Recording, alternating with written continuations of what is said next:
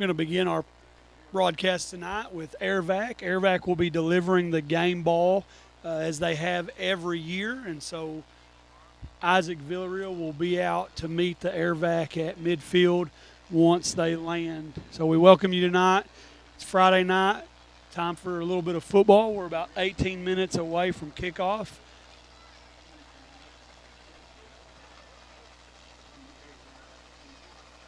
It's number 20, our senior wide receiver, Isaac Villarreal, who will accept the game ball as they drop it at midfield.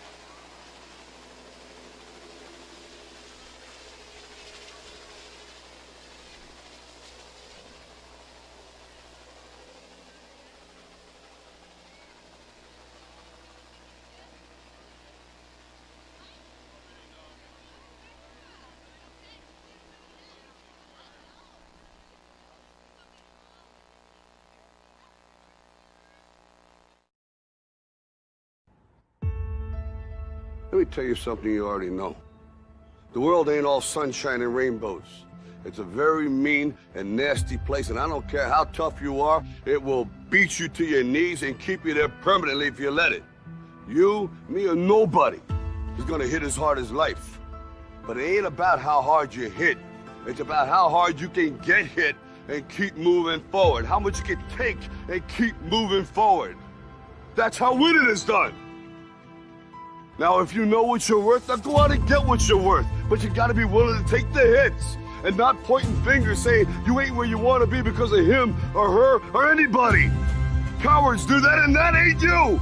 You're better than that. Take ownership for your life. Nobody can live your dream for you but you. Nobody's going to take care of your business like you. Stop coming up with excuses. Don't give yourself permission to continue to live a small life. You can't fit a big dream into a small life. Give yourself permission to go for it, to test yourself, to challenge yourself, to live full. I like the saying, always strive to get on top in life because it's the bottom that's overcrowded.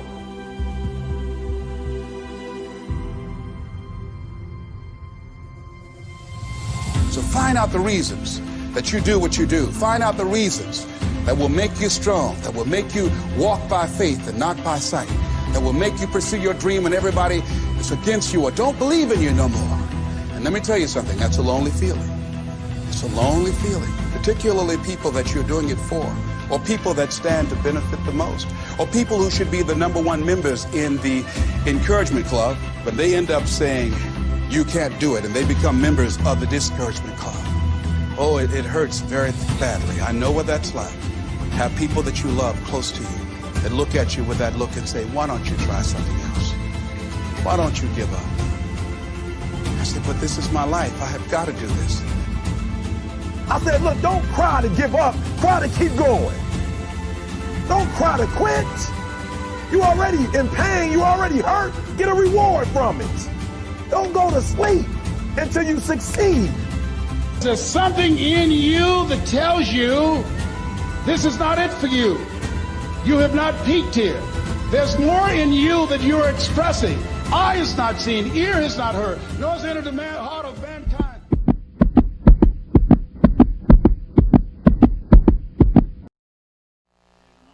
Welcome, Bulldog Nation. It's Friday night, so it's Under the Lights with J&J. Be just a moment, and we'll get you where you can see us. We're going to have a black screen for just a minute. Coach, here we go. This is J.A., Josh Atchley. I'm J.B., Josh Brown, and we're excited to be with you tonight. Friday night, been away for 2 weeks. Coach, you ready to go? I'm always ready to go, Coach. Be our second matchup in our conference. We had a heartbreaker last time we were on the field against Mina, and hopefully our guys can recover tonight and have a good showing. Yes, sir. It's about go time. We are 11 minutes and 25 seconds away from kickoff, and so let's just get right into it, Coach. Tell me a little bit about Lamar and what they're going to do tonight. Lamar definitely wants to keep the football on the ground. They will throw it a little bit, but in the past they've been really wing tee, flex bone oriented, and they're going to do a little bit different. They're going to spread us out, but do the same concept their quarterback really likes to run. Now, he will put it in the air if he has to, but he really likes to keep the ball on the ground. They got a stud back there at 23 at running back. Brady James, he's listed at 5'10", 160. He is a speedster, and he's going to do a really good job for him tonight, and hopefully we can contain him, and we've done a good job with takeaways so far this year, and so hopefully we can keep doing that. As Coach said, their quarterback – Landon Harrison, he's thrown the ball 99 times. He's also their second leading rusher, carrying the ball 55 times, has 443 yards on the ground, has 588 yards in the air, and so he's right at that 1,000 mark, and so got to make sure we keep an eye on him tonight. Coach, this is one of those toughness games, and so it's one of those games when you get in the trenches and you really want guys to respond, especially after last week, and especially with the team that's going to come out and be run-oriented. You want to do a good job of that, and that's one of these games that you put hair on your chest, Coach. So I thought I'd be sporting a little hair on the chest this week in honor of our Bulldogs. Hopefully we'll get to win. So let's go ahead and jump right into it. When we talk about impressions, we've done that every week this year, and so let's talk about our impressions so far this year. Bulldogs are 3-1 coming into the game. Lamar 3-2. Bulldogs 0-1 in conference, as Coach said earlier, with that heartbreak loss against Mina. And Lamar is 1-1, lost last week to Darnell, and beat Pottsville in their first conference game. So let's talk about impressions.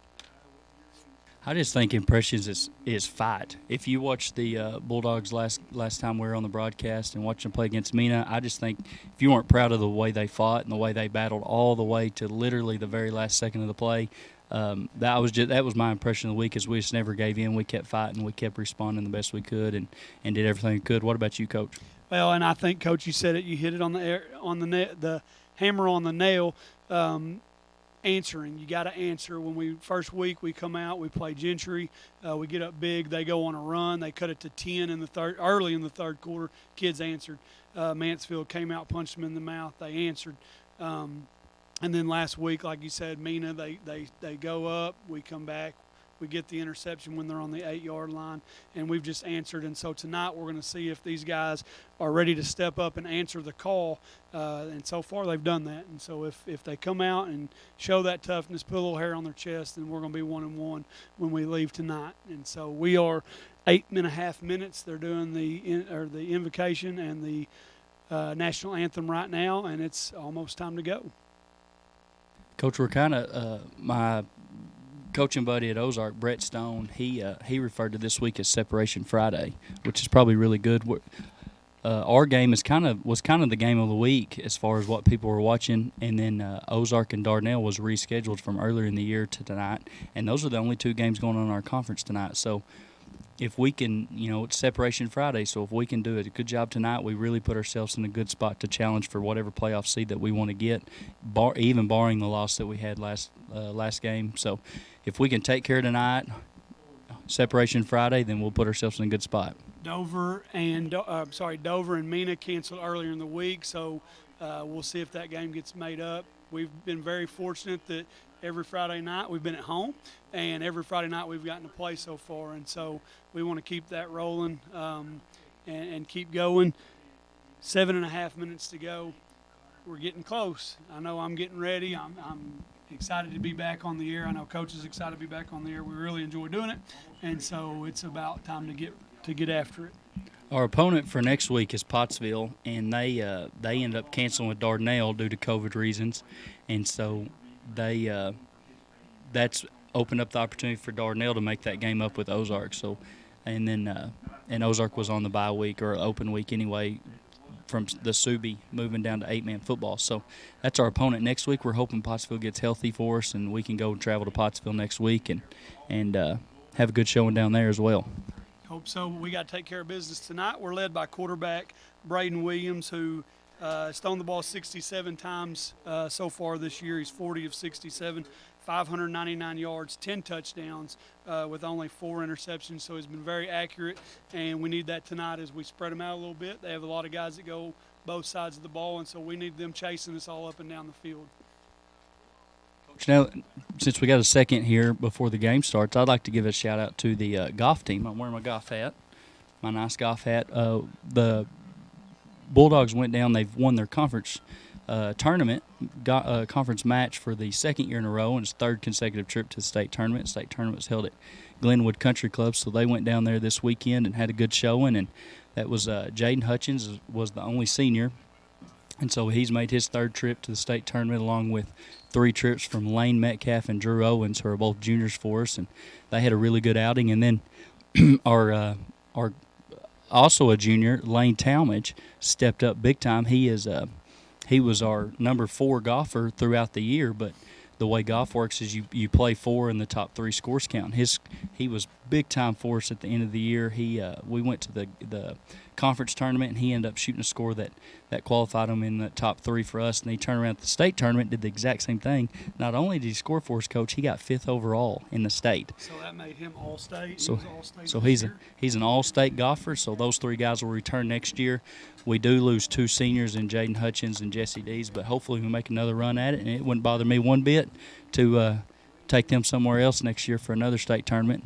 Made us proud, made everybody proud. We finished 3rd in the state, highest finish in school history, and they weren't very happy with it. They wanted that.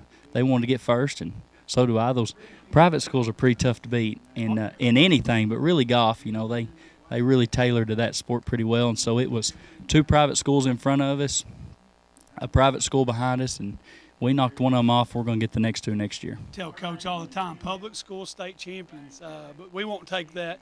Harding Academy won that. Baptist Prep won, correct. Harding Academy was second, and Waldron finished third. And like Coach said, we plan on being back. And I'm going to tell you something. I went down on Sunday and played in the practice round with them. It's not an easy course, and I'm a pretty good golfer. And it's that's not an easy that's a course. highly debatable quote right there that Coach Brown said. If he's really good at golf, boy, howdy, just call me Tiger Woods. Well, they say practice makes perfect, and I'm going to tell you right now, practice don't make perfect in golf. And so it just, it is what it is. You'd think that someone who's played for 20 years of their life would be better than I am. Not very good. So we are 3.5 minutes away from kickoff, and so let's just kind of give you some rundown. The captain tonight for the Bulldogs was number 20, Isaac Villarreal, and for the Lamar Warriors was Waden Copeland. Bands on the field. Bulldogs are in the dog. They're about ready to run out. Tonight's officials are referee Michael Lehman, umpire Kenny Shannon, linesman Tim Hill, line judge Stacy Barton, and back judge Barry Whittington. At 73 degrees, Coach, it's beautiful outside. It looked like we may have gotten a little rain earlier, but the rain has held off, and so it's a beautiful night for football.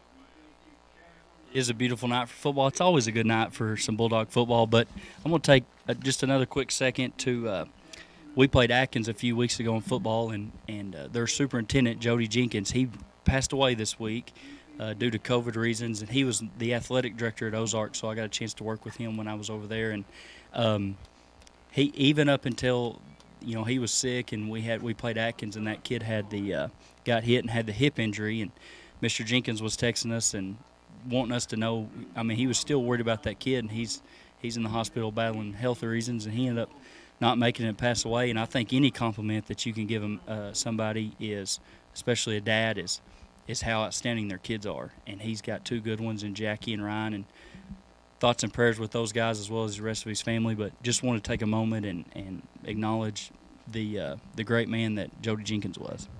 Yes, and he was a great superintendent, and I know that he will truly be missed. Want to give a shout out to AirVac tonight for coming in.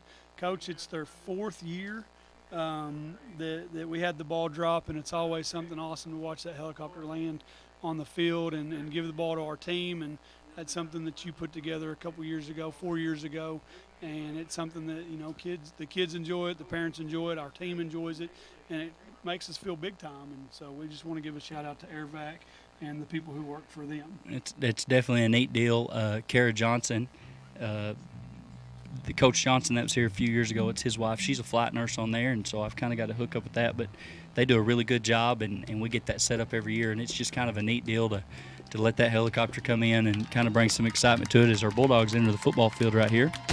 And we are a minute and a half away from going, and it is almost kickoff time. And we also want to thank Farm Bureau and Roger Thompson, who does an awesome job with recognizing our Player of the Week each and every week. And this week's, or for Mena Week, Player of the Week was Caden Fuller. Had a career night, had the 95-yard interception return. And if you were with us then, we inserted the 55-yard line.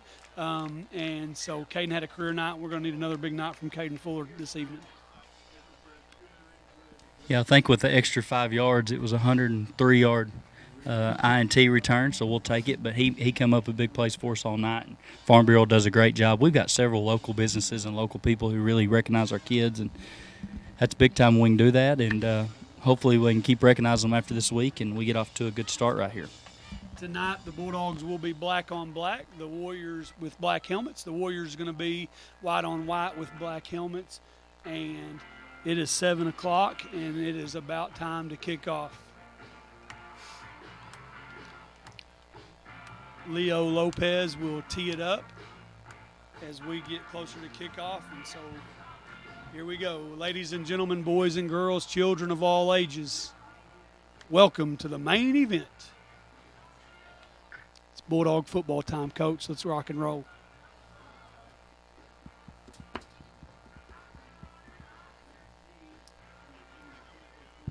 Back deep for the Warriors is number 23, Brady James, and Coach talked about him earlier. He's a speedster, has a lot of yards running the football, and so we need to make sure that we know where he's at on the field and not let him break one loose. Whistle's blown, hands are down, Lopez kick is up, and that one is going to hit and bounce, and that is going to be received by number 21, Jet Stevenson, but he's going to step out of bounds, and it'll be 1st and 10 for the Warriors. It's a good kick right there. The kickoff goes out of bounds. It's a penalty on the kicking team, and he fielded it right before it went out of bounds, and he had a little bit of pressure from the Bulldogs that were already down the field, so that's probably why he fielded it, but that's definitely a good break for the Bulldogs to open the game up.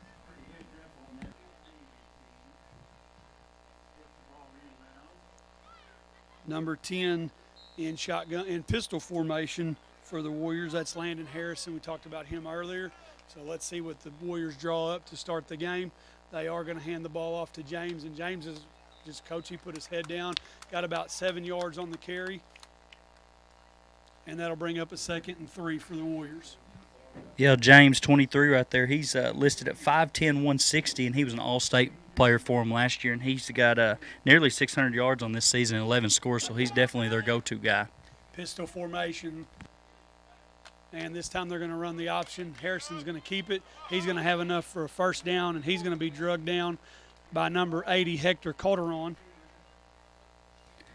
Harrison's another good player. He's listed at 6', 160. He is definitely a run-first quarterback. I think he's got about 450 yards rushing on the year, and he will put it in the air if he has to, but that's definitely their main skill set for him back there. Lamar going to look to run the ball. They do throw the ball about 20 times a game, running about 35, 44 in motion, and they're going to hand it off to James again, and Coach, he gets downhill quick, gets hit in the backfield, but going to stumble for about a 3-yard gain. That's his 2nd carry, and he's out to 10 yards already. They're up to the 43-yard line, 2nd and 7 for the Warriors.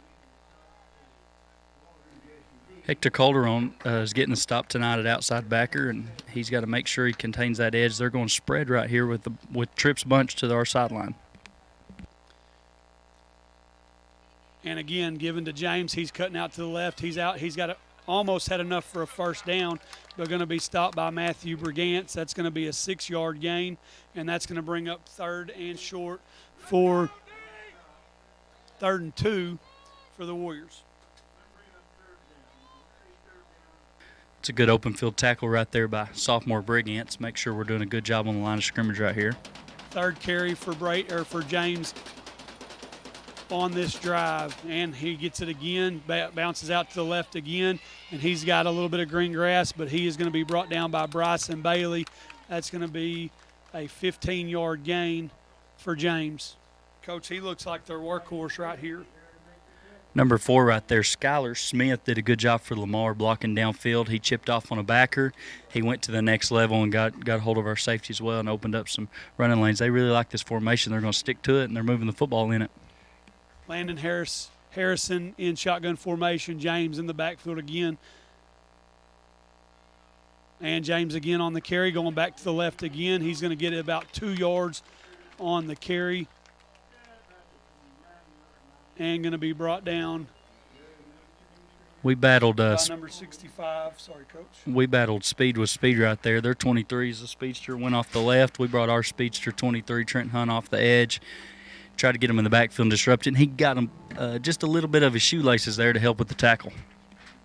That tackle made by number 65, Blake Owens, and bobbled snap. Harrison does bring it in. He's going to be taken down by Trenton Hunt. Going to pick up about a yard on the play, and that's going to bring up another 3rd down. This time, though, 3rd and 5. I would assume they get 2 snaps to pick up the 1st down here. Their field goal kicker did in pregame was warming up at about 40 yards, and I didn't see him make any, but he's definitely, if they're willing to warm him up there, he's definitely potential to kick a long field goal right here. But I bet they've got 2 downs to get the 1st right here. This time Harrison going up under center. James in the backfield along with Joseph Dalton. And this time it's going to be a pitch to James, and he's going to be taken down at the 25-yard line. It's going to be a 2-yard gain, and that's going to bring up a 4th and 3 for the Warriors. just like we've done all year. You're hoping the defense right here can bow their back, get a stop, get a turnover, force a turnover of a conference-leading team and takeaways, and you're hoping that we can do that again right here with a loose football or maybe even one through the air. 16 takeaways on the year for the Bulldogs, and we've got 4th and 3. Probably got to watch hard count. Quick pitch out to James. James is going to have enough for the first down. He's still on his feet. He's to the 10, to the 5, and he is going to be into the end zone for the Lamar Warriors. James right there did a good job of hitting the hole, and then once he had a little bit of traffic in the hole, he bounced it wide. And like we said earlier, he's a speedster, and he's outran us to the pylon. 25 yards on that touchdown run for James. And Coach, we talked about answering earlier. They go down, they score, they have a 4-minute, 7-second drive. They punch it into the end zone, and so now you want to make sure you come back and answer.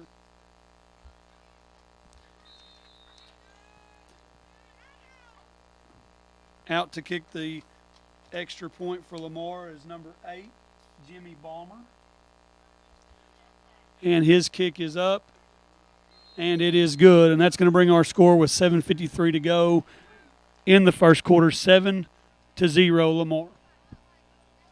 He definitely had plenty of leg right there if they do kick a field goal. But Waldron opens tonight as a 3-point favorite. And so far this year, we've been favored to win. We've held our own very well, and we're ranked 18th or 24th according to Hooten's coming in the week, and Lamar's ranked 33.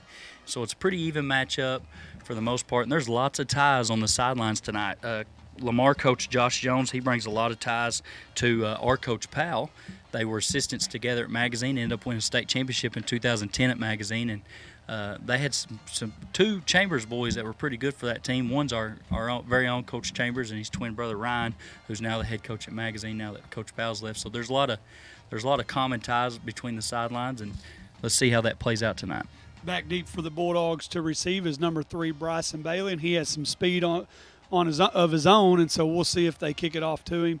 Also back deep is number 20, Isaac Villarreal, number 23, Trenton Hunt,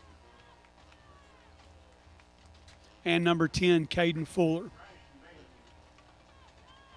Teeing it up for the Warriors is number 34, Damian Hendricks.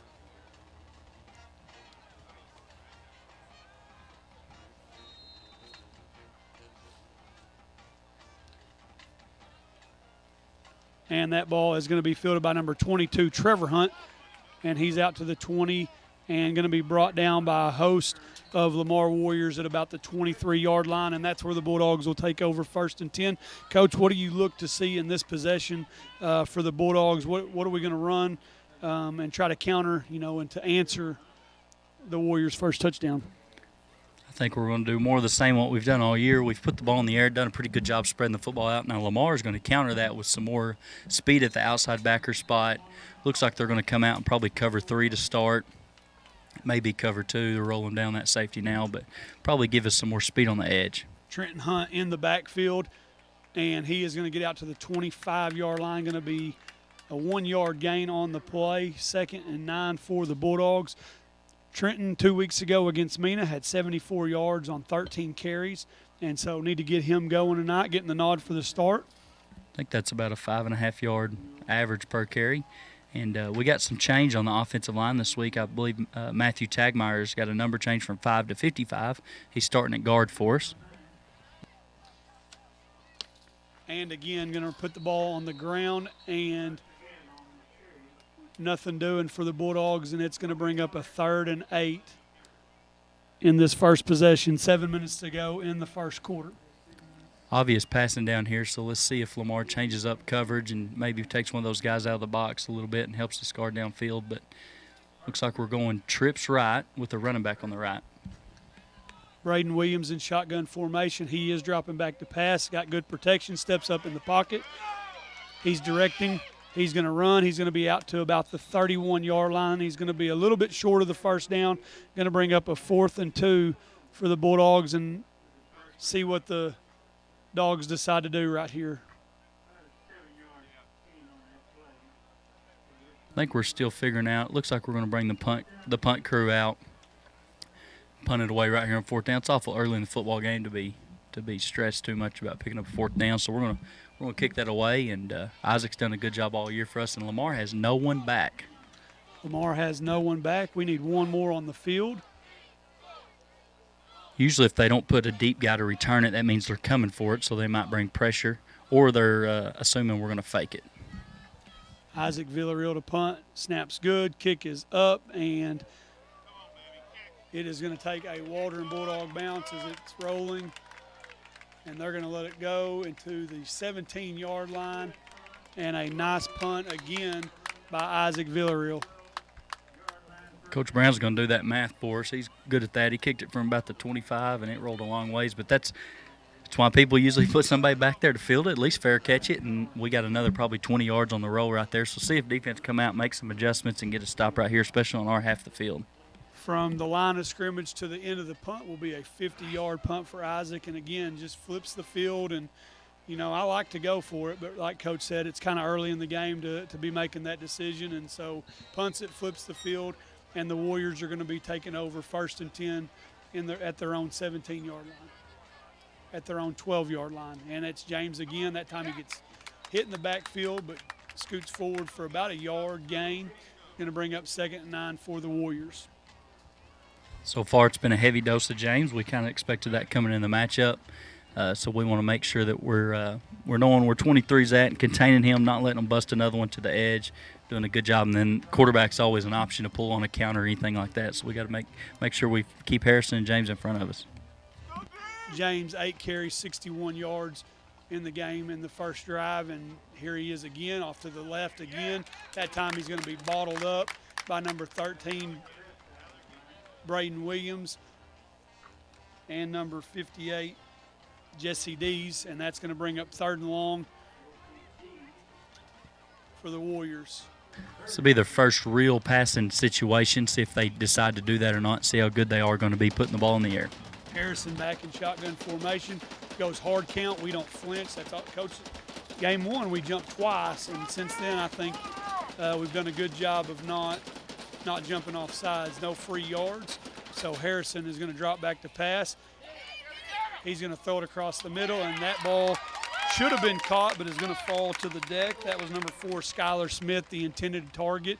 Coach, talk about catching breaks, and we got one there. It's pretty good protection for a team that doesn't normally pass protect.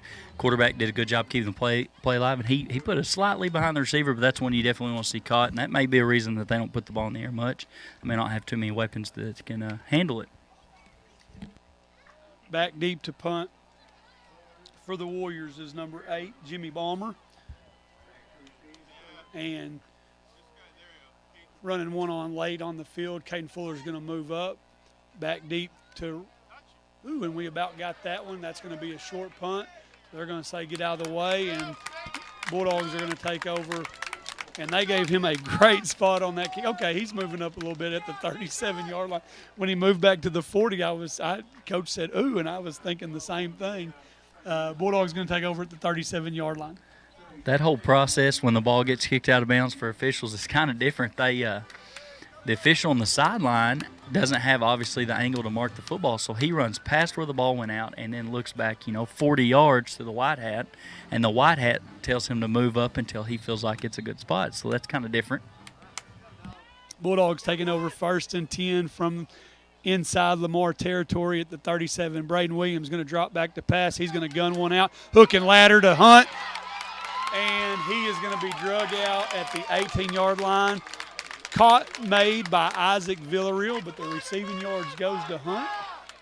And it's going to be enough for a Bulldog first down. I wouldn't have a clue how that's statted, but that looked like a couple 3 basketball players out there making a good decision right there. That's a play by design, hook and ladder, catches the slant, tosses to Trenton in the backfield, big yards. 19-yard gain for the Bulldogs, first down, and we are in business. Hunt.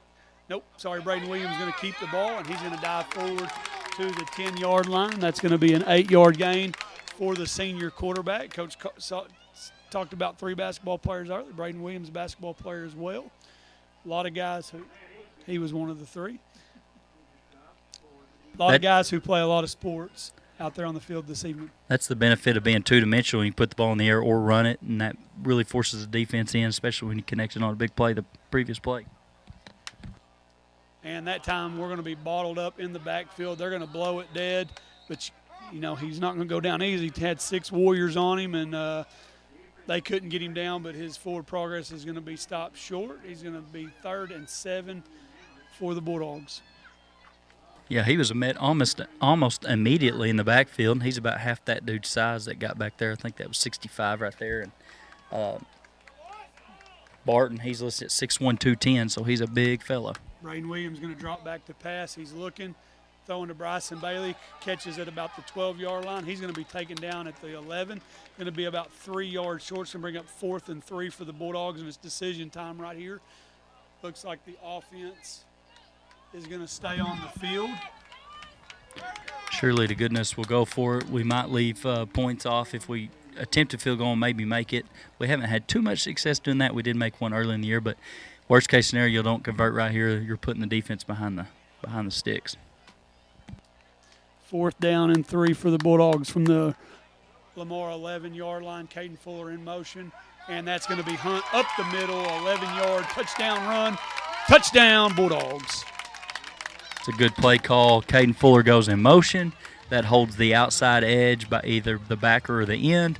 Then Trent Hunt runs a counter step, so he counters, takes the handoff. It's actually a read for Braden, so Braden makes the right decision, gives the ball. If the outside lineman crashed down in the gap, then Braden would have pulled it and went around the edge. So it's a good play call, good design, and the Bulldogs are on the board. Leo Lopez, the left foot kicker, out to attempt the extra point, trying to knock this thing up 7-7 with 3:12 to go in the first quarter.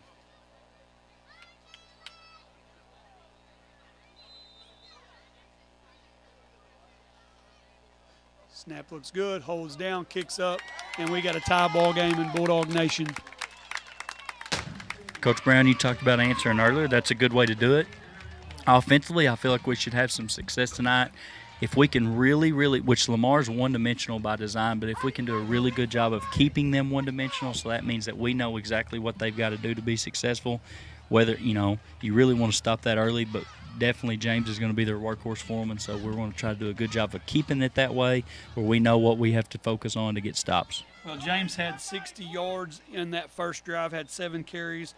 The last drive he had 2 carries and only 3 yards, and so adjustments made and answered the call. Didn't let him get going again. Fool me once, shame on you. Fool me twice, shame on me. And they didn't let him fool him that second drive. Leo Lopez has the ball teed up. Back deep again for the Lamar Warriors, number 23, Brady James.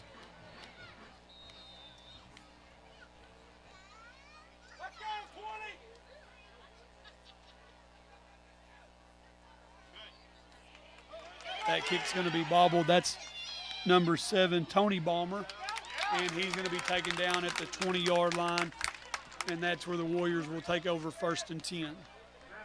Good job on our coverage team getting down the field. Coach, another big indicator for tonight's game will be our ability to convert on 3rd downs. We started the year really, really strong at converting 3rd downs. We've regressed since then, and so last week I believe we only moved the chains 4 times on 3rd down, and we did it twice on that drive right there, so maybe we've got that problem fixed and we can make sure and secure this football game. Converted twice in that drive and also converted a 4th down, and which led to that touchdown run by Trenton Hunt. Harrison back in shotgun formation. James to his left. They're going to hand it to James. This time he's going off the right side, and he's got green grass. He's out to the 50, to the 40, makes a move, makes a man miss, and he is going to have his 2nd rushing touchdown of the night. That's going to be an 80-yard run by Brady James.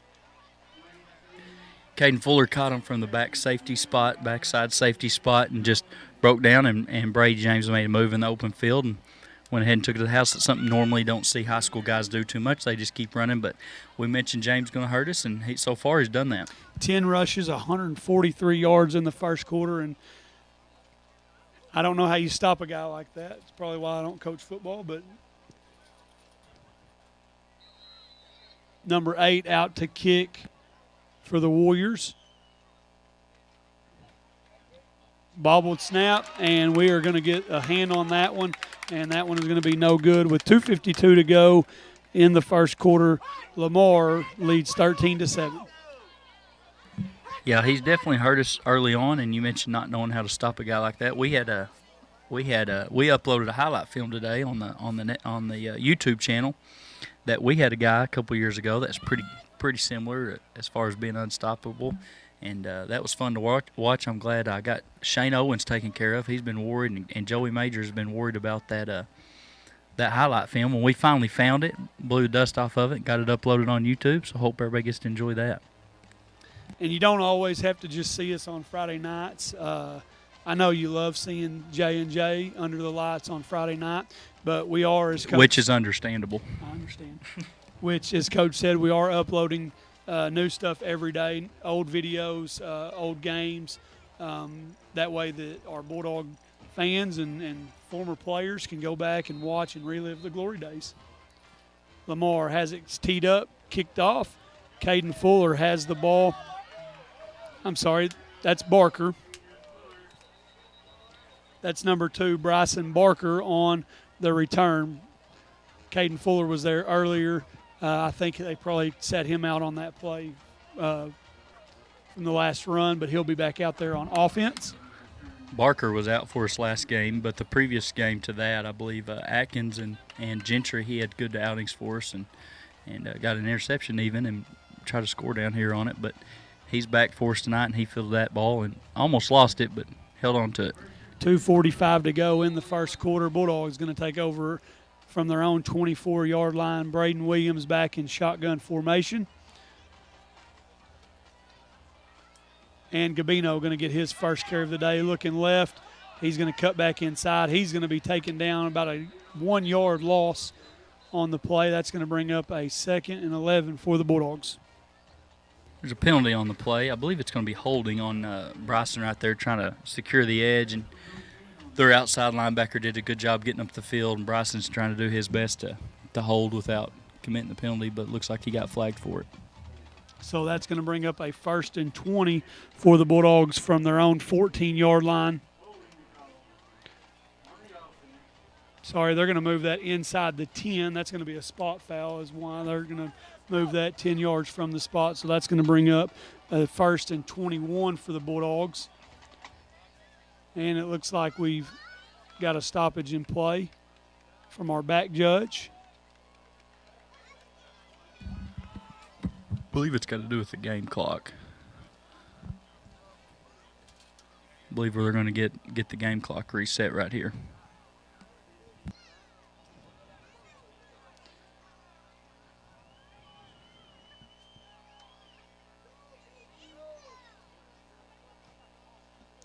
And we're going to reset the clock to 2:20, and the Bulldogs will have the ball 1st and 26 from their own 9-yard line. Coach, you're not trying to get it all at once, although we are going empty formation right here. You just want to make it manageable. Trevor Hunt in.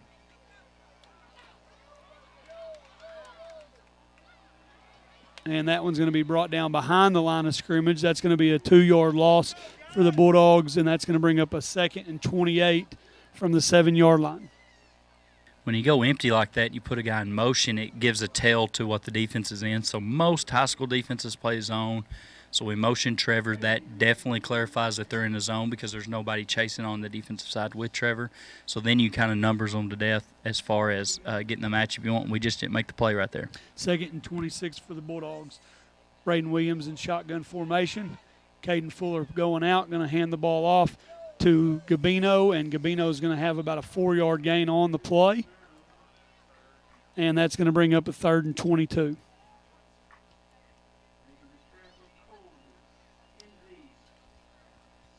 Wonder what we see right here. I would assume Lamar would bring some pressure right here. Number 44 is their middle backer. He likes to bring a little bit of pressure. Joseph Dalton. I would think he's going to send him right here, try to get Braden to roll out of the pocket. We're pretty good when we do that, though. Number 6 going to bring pressure off the edge. We pick up the block. Braden Williams steps up. He's going to throw it, and he's got Bryson Bailey, but that one is going to be picked off by number 4. Skylar Smith going to take the interception. And, Coach, I know he picks it off. He throws an interception. You're throwing it from your own 5-yard line. That's almost as good as a punt because if you don't complete it, you're going to come out and punt. And so not the worst. Not the best thing that could happen. You come up with it. But also, thinking if it just drops to the ground, you may not even have a punt that goes that deep. And so it's not the worst thing in the world. You're absolutely right. It's essentially a punt. The only difference between a pick and a punt is pick doesn't help you keep your girlfriend. So we see if the defense gets a stop right here. And Lamar's 23s are key. 143 yards on the ground, and we're going to have an offsides or lined up in the neutral zone on the defense, and that's going to bring up a 1st down and 5.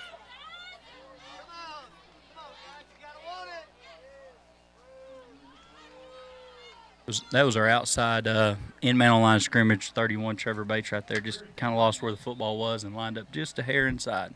Trevor playing a different position, moving to that edge this game. This time Harrison's going to fake it. He's going to roll out. He's going to throw, and he's going to overshoot Skylar Smith. And that's going to bring up a 2nd and 5. Steven Figueroa over there, number 41, was our outside backer on that side, and he added a little bit of pressure on the quarterback. Their offensive line is doing a really good job of holding blocks. We're not rushing too many at them, but they're doing a really good job of making sure that they get no pressure on the quarterback. Nice play design right there, but that one's going to fall to the turf. Harrison's going to take the snap. He's going to hand it to Brady James. James is out to the 45 to the 40, down to the 37-yard line. And a 13-yard gain for the Warriors. Man, I know those secondary guys are kind of second-level defenders, but you really want to see your corner right there to come up and engage a little bit more, and then our safeties right there to run the alley. We've done that so far this year, but we didn't on that play, and I think we're kind of worried about hitting the blockers a little bit more than we are tackling the football. 30 seconds to go in the 1st quarter.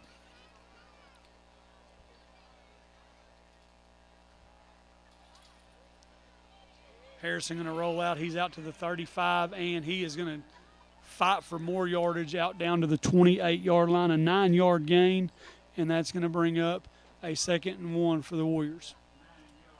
I think it's going to signal the end of the 1st quarter unless Lamar somehow gets a play off. There's 4 seconds and counting.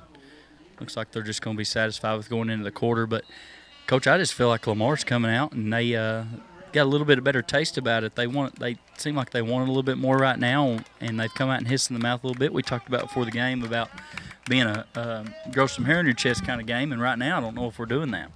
You're going to have to come out and stop James for sure. 153 yards on 11 carries, busted the 80-yard run earlier in the game, and, you just got to find a way. You got to dig deep. You got to find it in your gut, and you got to go out and hit somebody. Well, Stars 2nd quarter is going to bring you Bulldog Trivia, sponsored by Solomon Steel. Get a $20 gas voucher at Country Express. I'm going to have to up the difficulty on these a little bit. I know Garrett and Shane are sitting around just waiting. They are just fired up for this question. They're so quick on the trigger. So I'm going to have to make this one a little bit tougher for us. Bulldog Trivia question is, the Bulldogs now play, we play now in our pretty brand new, awesome Bulldog Stadium here. Previous to playing at Bulldog Stadium, who was our old football field named after? Who was our old football field named after? Lamar going to have 2nd and 2 to start the 2nd quarter. 12 minutes on the clock. 13-7 Lamar. Bulldogs need to flex a muscle. We might need to give them a little bit of flex. Might have to do it a little bit early, Coach. So let's give it right here. Flex, flex, flex. Hold. Shake an ugly fist. Let's go, defense. Here we go. Landon Harrison in shotgun formation. He's going to keep the ball, and that time we're bottled up. The power of the flex. I think we're going to get a hold as well. 65 on the edge, I think, tackled Garano out here, but that's a good job. That was a pull or a zone read with a pull by the quarterback. We had 2 guys in the backfield and did a really, really good job of getting back there, forcing it to a 3rd and pretty long conversion right here. We'll see where they mark that off. And it is going to be a hold, so that's going to back them up. It's going to be replay the down, so that's going to bring up a 2nd and 12 for the Warriors.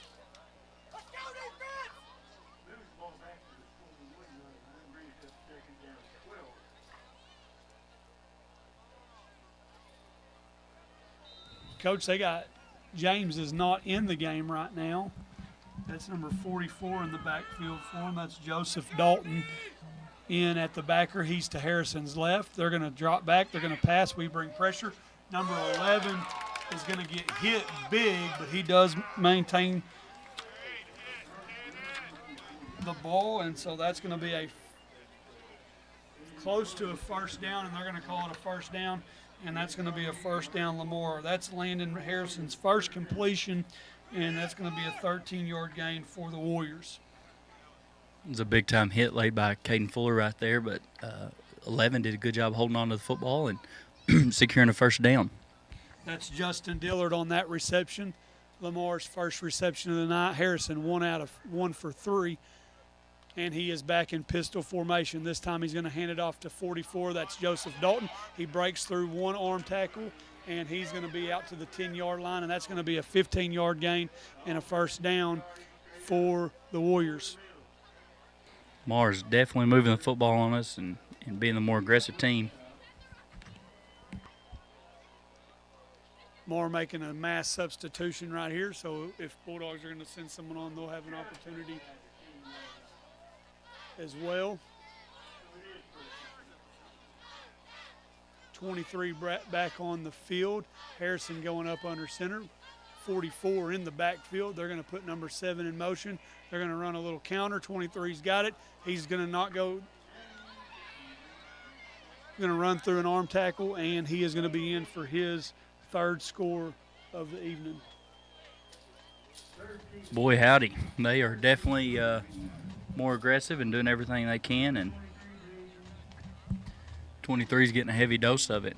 We have a correct answer on our Bulldog trivia question. I promise you guys, these aren't set up at all, but the birthday girl, Miss Leanne Ashley, she's 29 years and a couple extra bonus years, but she got it right. Our old football field was named after.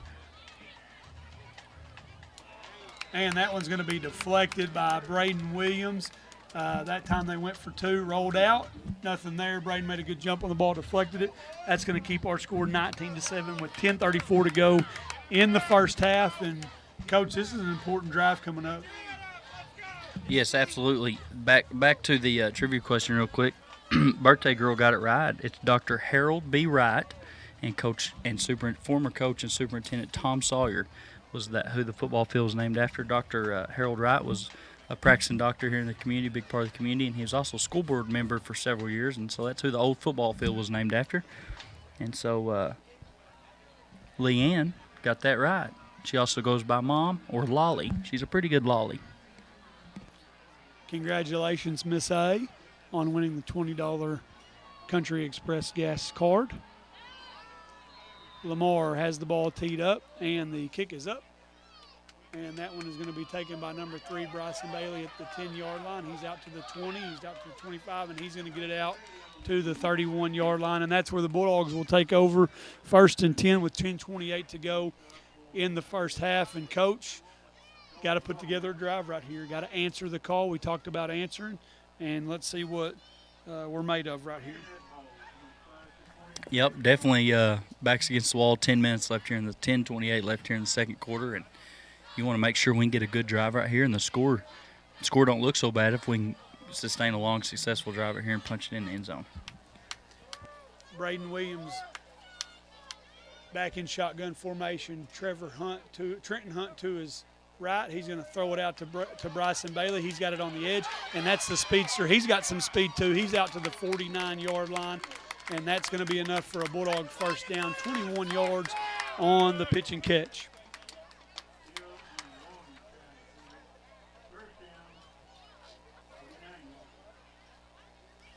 It's the drive you're wanting, the start to the drive you're wanting right there, moving the football, converting it, trying to get it past the 50. We've done that once already. We'll make sure we can do it again. And Bryson Bailey going to come out. Number 12, Peyton Lippum, going to check in for him.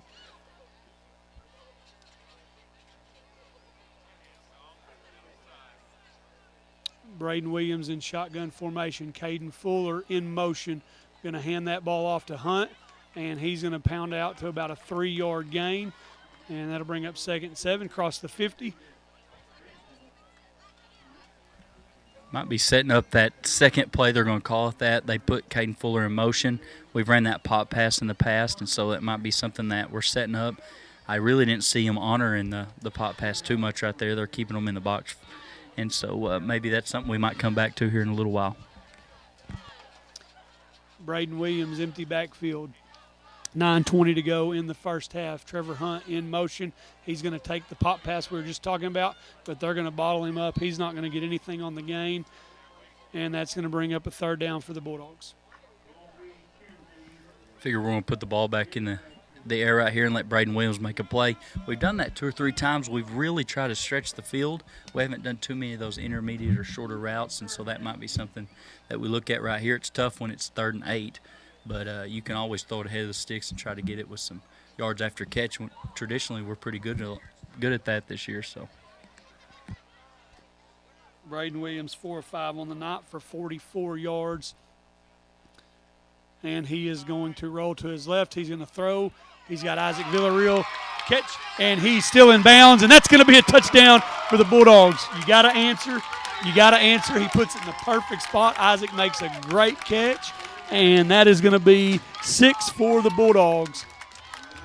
It's a big explosive play. We've had about 3 of those or 4 of those up until this point with some explosive plays. And we had Isaac on the live stream last night, Coach, at the junior high football game, and he had a score prediction. And right now we're pretty close on pace. He had 35-27, I think was his score prediction. And he mentioned that we were going to have to stretch the field a little bit. It was a little bit different concept than Mina showed us, where they're jamming at the line of scrimmage and they're going to play a little bit off them. But that's a great ball that Braden Williams threw right here, and Isaac stays in bounds and gets 6.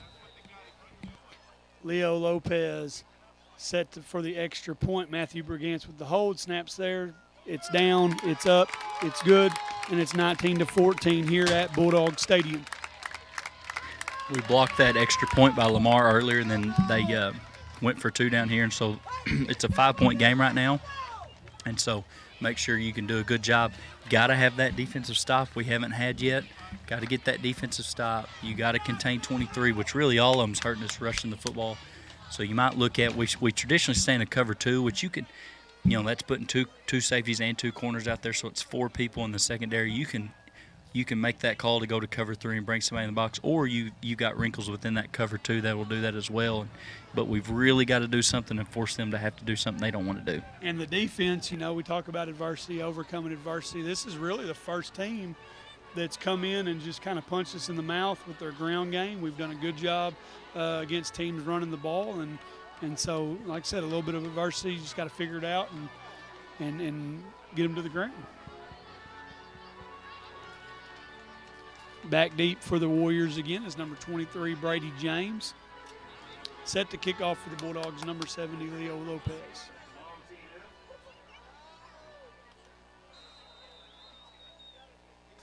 $8:28 to go in the first quarter. Lamar leading 19-14. And that one's going to be kicked off. That's going to be taken by number 21. Number 27, I'm sorry. Ethan Edwards on the return. And the Lamar Warriors will take over at their own 35-yard line. You really want to – we done it once earlier, and they hurt us with it, but you really want to force Lamar into a passing situation. So if you get those big people, these football guys, these guys that's a lot more important to me, but they call it staying on schedule. You really want to put them behind schedule on 1st and 2nd down where they don't get that big chunk of yards, and then they've got to force it in the air on 3rd down. Harrison going to give it to none other than James, and he's going to put his head down and run forward and get about 6 yards on the carry and bring up 2nd down and 4 for the Warriors.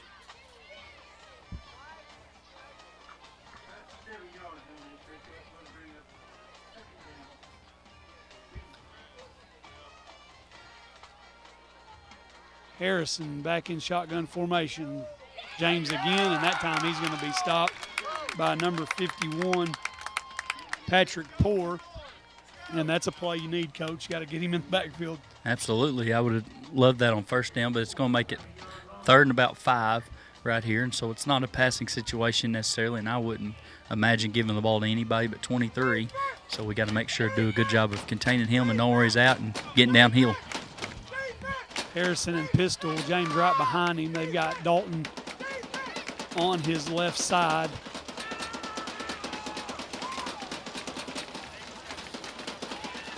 Harrison giving it to James. James going to be tripped up in the backfield, and that's going to bring up a 4th and 4 for the Warriors. And now it's decision time, and let's see what the Warriors decide to do. Looks like they are going to send on the punt team. That was Patrick Poore in the backfield as well. He didn't make the tackle, but he definitely made James have to cut and move and got a little bit tripped up at the line of scrimmage. That's the stop we're talking about. Maybe we can get a good return right here. We're bringing they're going for it. We're going to call a timeout. They are going. Harrison was up under center, but Bulldog's going to call a timeout. And, you know, it looked like when they was shuffling, doing all the shuffling, they might have been bringing the punt team on. And they set to go for it. And you know, Coach, if they come up and they go under center, don't be surprised to see them go hard count again, even out of the timeout. So one thing you got to be telling them is don't jump, watch the football, and get them to the ground. Yeah, we need to make sure that, like you mentioned earlier, they gave us the hard count earlier and we didn't fall for it, and so make sure that we do that again and keep us in front, keep our eyes on the football and don't go to that snap. We want to, if I'm Lamar, I think I might just keep the throttle down a little bit. They've had some success on us. That's the first, I believe, punt we forced of the game, and so they're coming back out with their offense, so I bet 23 or 10 maybe. They're in a bunch set, though, so they don't have that spread out look, so I wouldn't be surprised at kind of our heavy stuff. I wouldn't be surprised if we see some sort of play action because you're not expecting it. Your defense is lined up to stay in the box. And it's 4th and 4, and they look to go for it. Harrison up under center. Got to watch the football. They're going to run it. It's going to be a pitch to James, and James is going to be close, and he is going to have a first down for the Warriors. It's kind of old school power toss where you toss it back to the running back several yards behind the line of scrimmage and they get downhill. LSU used to run that, and the quarterback chips to the outside in-mound line of scrimmage, and they did a good job. They're downhill all the time. That's something I would do if I was them, is keep running the football, and I wouldn't punt it to us either. Harrison up under center again. Dalton and James in the backfield for the Warriors. And there's the toss again. I thought we had a chance to get in there with number 55, but number 65 is going to get him, or 66 is going to get him to the ground, and he's only going to get a yard on that play. Miguel Triana in on the tackle. Matthew Tagmeyer was also back there. He got upfield. It was a counter trap and counter action trap, and so Tagmeyer got upfield, and he was the guy that got kicked but disrupted the play definitely. Harrison back in shotgun, going to fake the handoff. He's going to keep it, and he's going to get about a 3-yard gain right there. I thought we were going to get him down for right at the line of scrimmage, and he kind of spun there and spun his way around and got a 3-yard gain on the play. Tagmeyer's getting a quick breather right here, and Hector Calderon comes back on the field. They're spread back out. It's 3rd and 5, we'll say, and I bet 23 gets the handoff. Harrison going to fake to Dalton, and 10's going to keep it, and he is going to be close to a first down, and he is going to have a first down for the Warriors. That's his 5th carry of the night, 30 yards, averaging about 6 a carry, and Coach, they're tough to get to the ground. I almost feel like they're about 3 or 4 yards up the field before we even make contact with them, and then they're falling forward. 44 in the backfield this time. He's going to pass. He's going to look deep. There's no one there.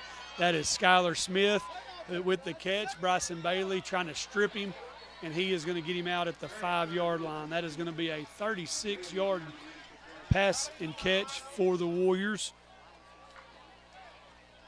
Breakdown and coverage right there. We hit the Harrison as soon as he released the football, but wide receiver was wide open on the sideline, and if you got an offense that doesn't normally pass it and you can get guys wide open, definitely makes that easier on you.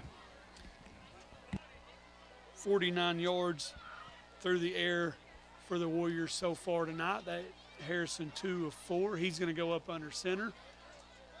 James back in the backfield. Pitch to him. He's going to be bottled up, and he's going to be taken down at about the 3-yard line, 2 yards on the carry for the Warriors. And, Coach, you got to think they've got 3 downs to get 3 yards, and so you've got to flex your muscle right here and just find a way. I would keep packing that box. Caden Fuller does a good job from the safety spot of making tackles. I would go ahead and move him up and start, and it looks like what they're doing right now, and get as many bodies in there to tackle them as you can. And False there's start. going to be a whistle on the play, and that helps. That's going to back them up 5 yards. They just went quarterback keeper right there, and they're going to throw that flag on us. I thought there was movement, but they're going to say offsides on the defense. Must have been in the neutral zone since they blew it dead. Yeah, it must have been an alignment issue. We've already had that once this game, and nothing helps in the red zone, but it definitely doesn't penalize you yardage-wise if they get another snap at it. 10 up under center, and he's going to put his head down. He's going to go forward. That time he's going to be stopped short of the end zone. He's going to bring up 3rd down and 2 for the Warriors, and there's 1. Got to get 2 more of those. 2 more just like that. And again, they're loading that in that heavy look where they don't have any splits, and they've got double tight ends and double wings and extra fullback. And, I mean, really putting all the meat at the line of scrimmage. Harrison's back under center, and Dalton and James back there. And this time they're going to pitch it to James, and he's not. They say he's on the roll. They're going to say he's down at about the foot line, it looks like. And that's going to bring 4. So there's 2. Can you get this 3rd strike on them? Let's go. You got to stand tall, Bulldogs, and let's get this defense off the field. He was about as close to scoring as you could be without getting 6, and so maybe we can do that again. Clock down to 3:22 and running. Big 4th down stop right here, and Bulldog Stadium's getting to rock a little bit. Don't be surprised to see that toss sweep action. Don't be surprised to see quarterback sneak. So here we go, 4th and a foot. And the ball is on the ground. James has got it. He's going to be stopped, and that is a goal line stand. Strike 3. We said that we needed 3 of them, and there we go. Again, you got to create breaks, and Waldron gets off the field. I mean, they're 1st and 3 from the 3, and good defensive stance for the Bulldogs. Snap right there got put on the grass, and we did a good job of rallying to it. And even when James picked it up, you were worried about it. But that's a big-time goal line stand. Now we've got to get out of the shadow of our end zone right here.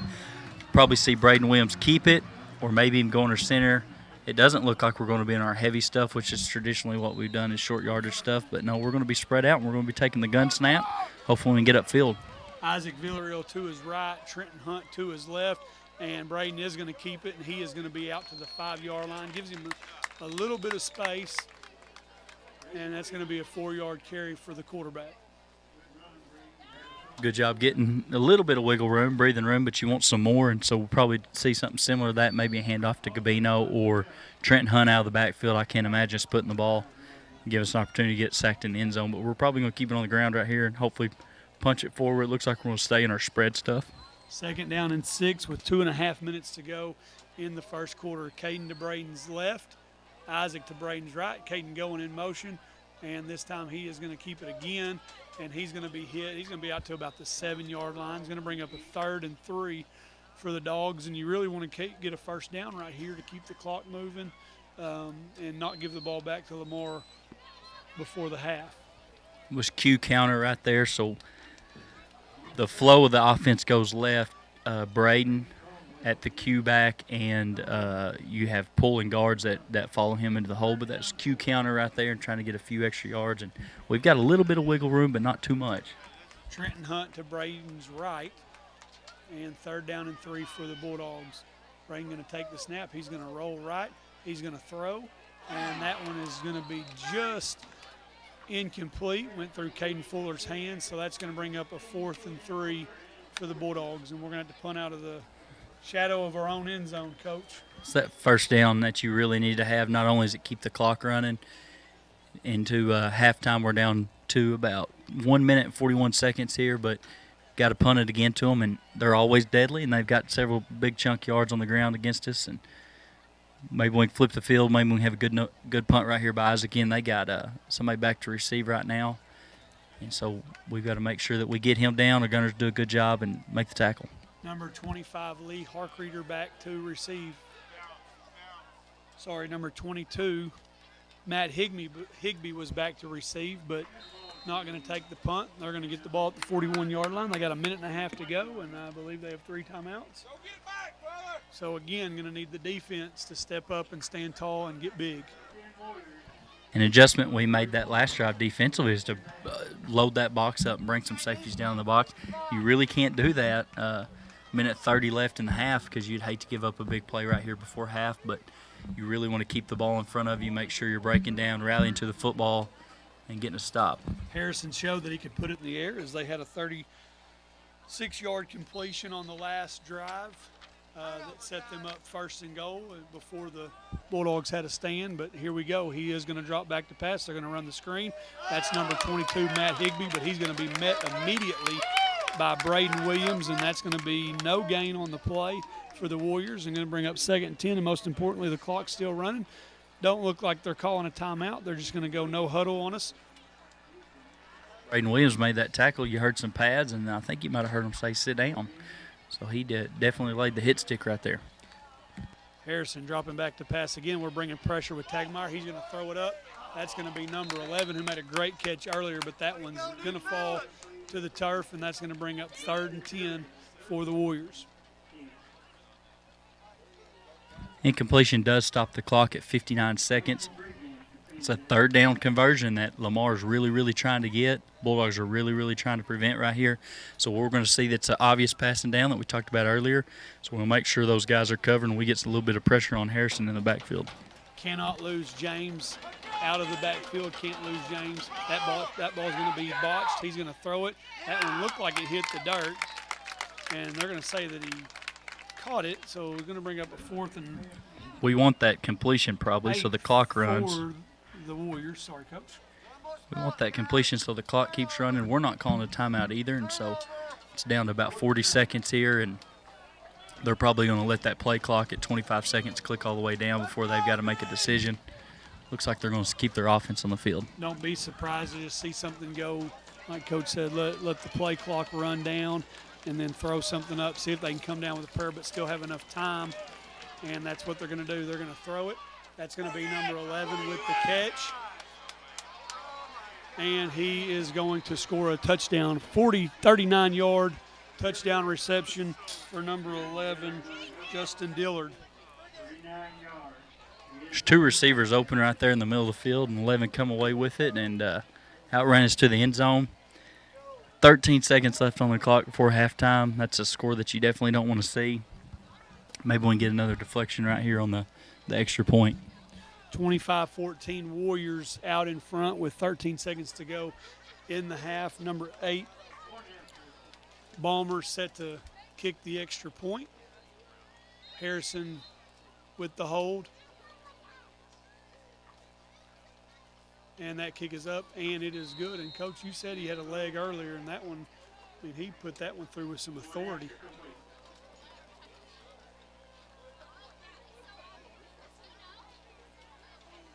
.13 seconds left. They still got to kick the ball off to us. See if we can make some magic happen right here. Bryson Bailey going to be back deep for the Bulldogs.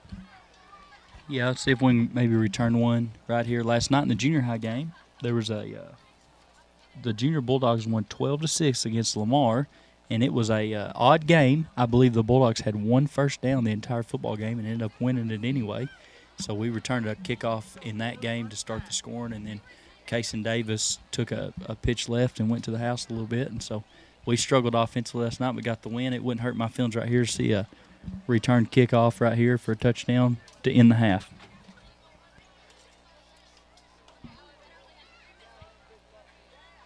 And that is going to be Ballmer set to kick it off for the Warriors.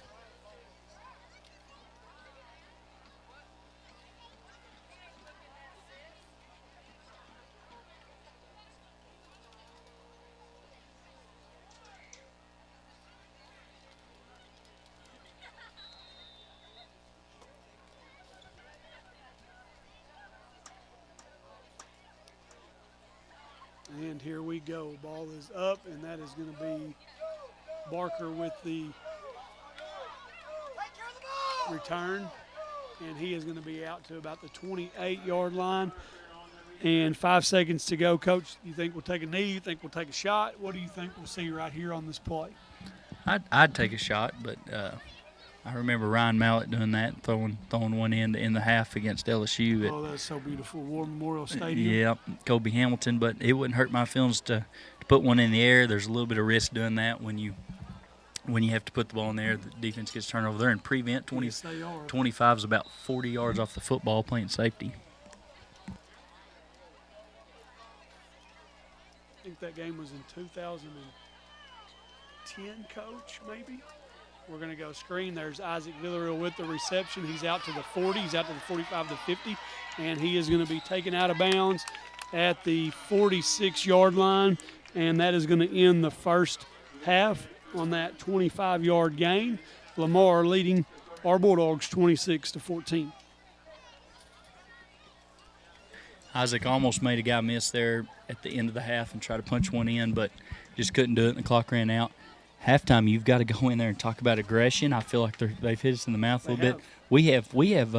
They have some good athletes on the field, but we're littered with good athletes, and so you really want to make sure we're utilizing those guys in the air. I feel like when we have put the ball in the air, we've had some success. We haven't done it a ton, but we've got, I don't know, you got to key off on their run game, and they're doing a good job of mixing it up. They're running some counters, they're running some traps, they're running some inside zone, some outside zone. And then when they had to convert it in the air, they did that. Not only did they convert it, he was wide open. So we got to make an adjustment at halftime defensively and make sure we get them off the field, and we're in a dogfight. Absolutely. We'll get the ball when we come back from halftime, and so it's important that you go in that first possession. You make a statement in that first possession, you get it back to one score, and put yourself in a position to be successful. So for right now, we're going to go down to the cheerleaders and our band, and we'll be back with you here shortly.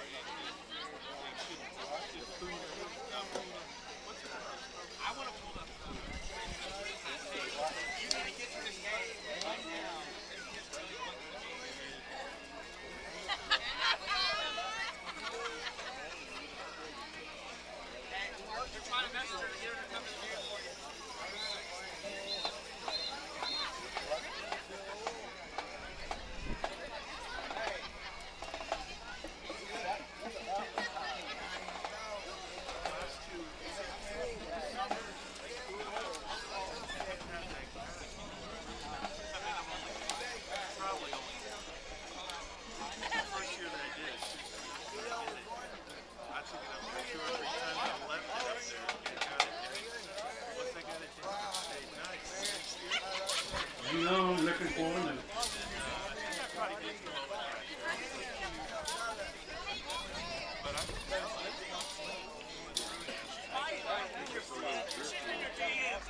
Lost my notes. Bear with me.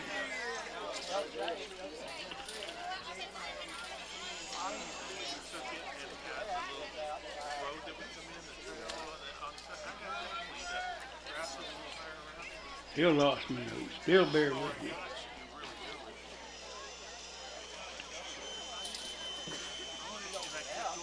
Here we go. Whenever the band's ready, let me make this introduction. Band, are you ready for this introduction? Ladies and gentlemen, always a pleasure for me to have the honor, the privilege to welcome to the halftime the pride of Scott County or Waldron Bulldog Marching Band.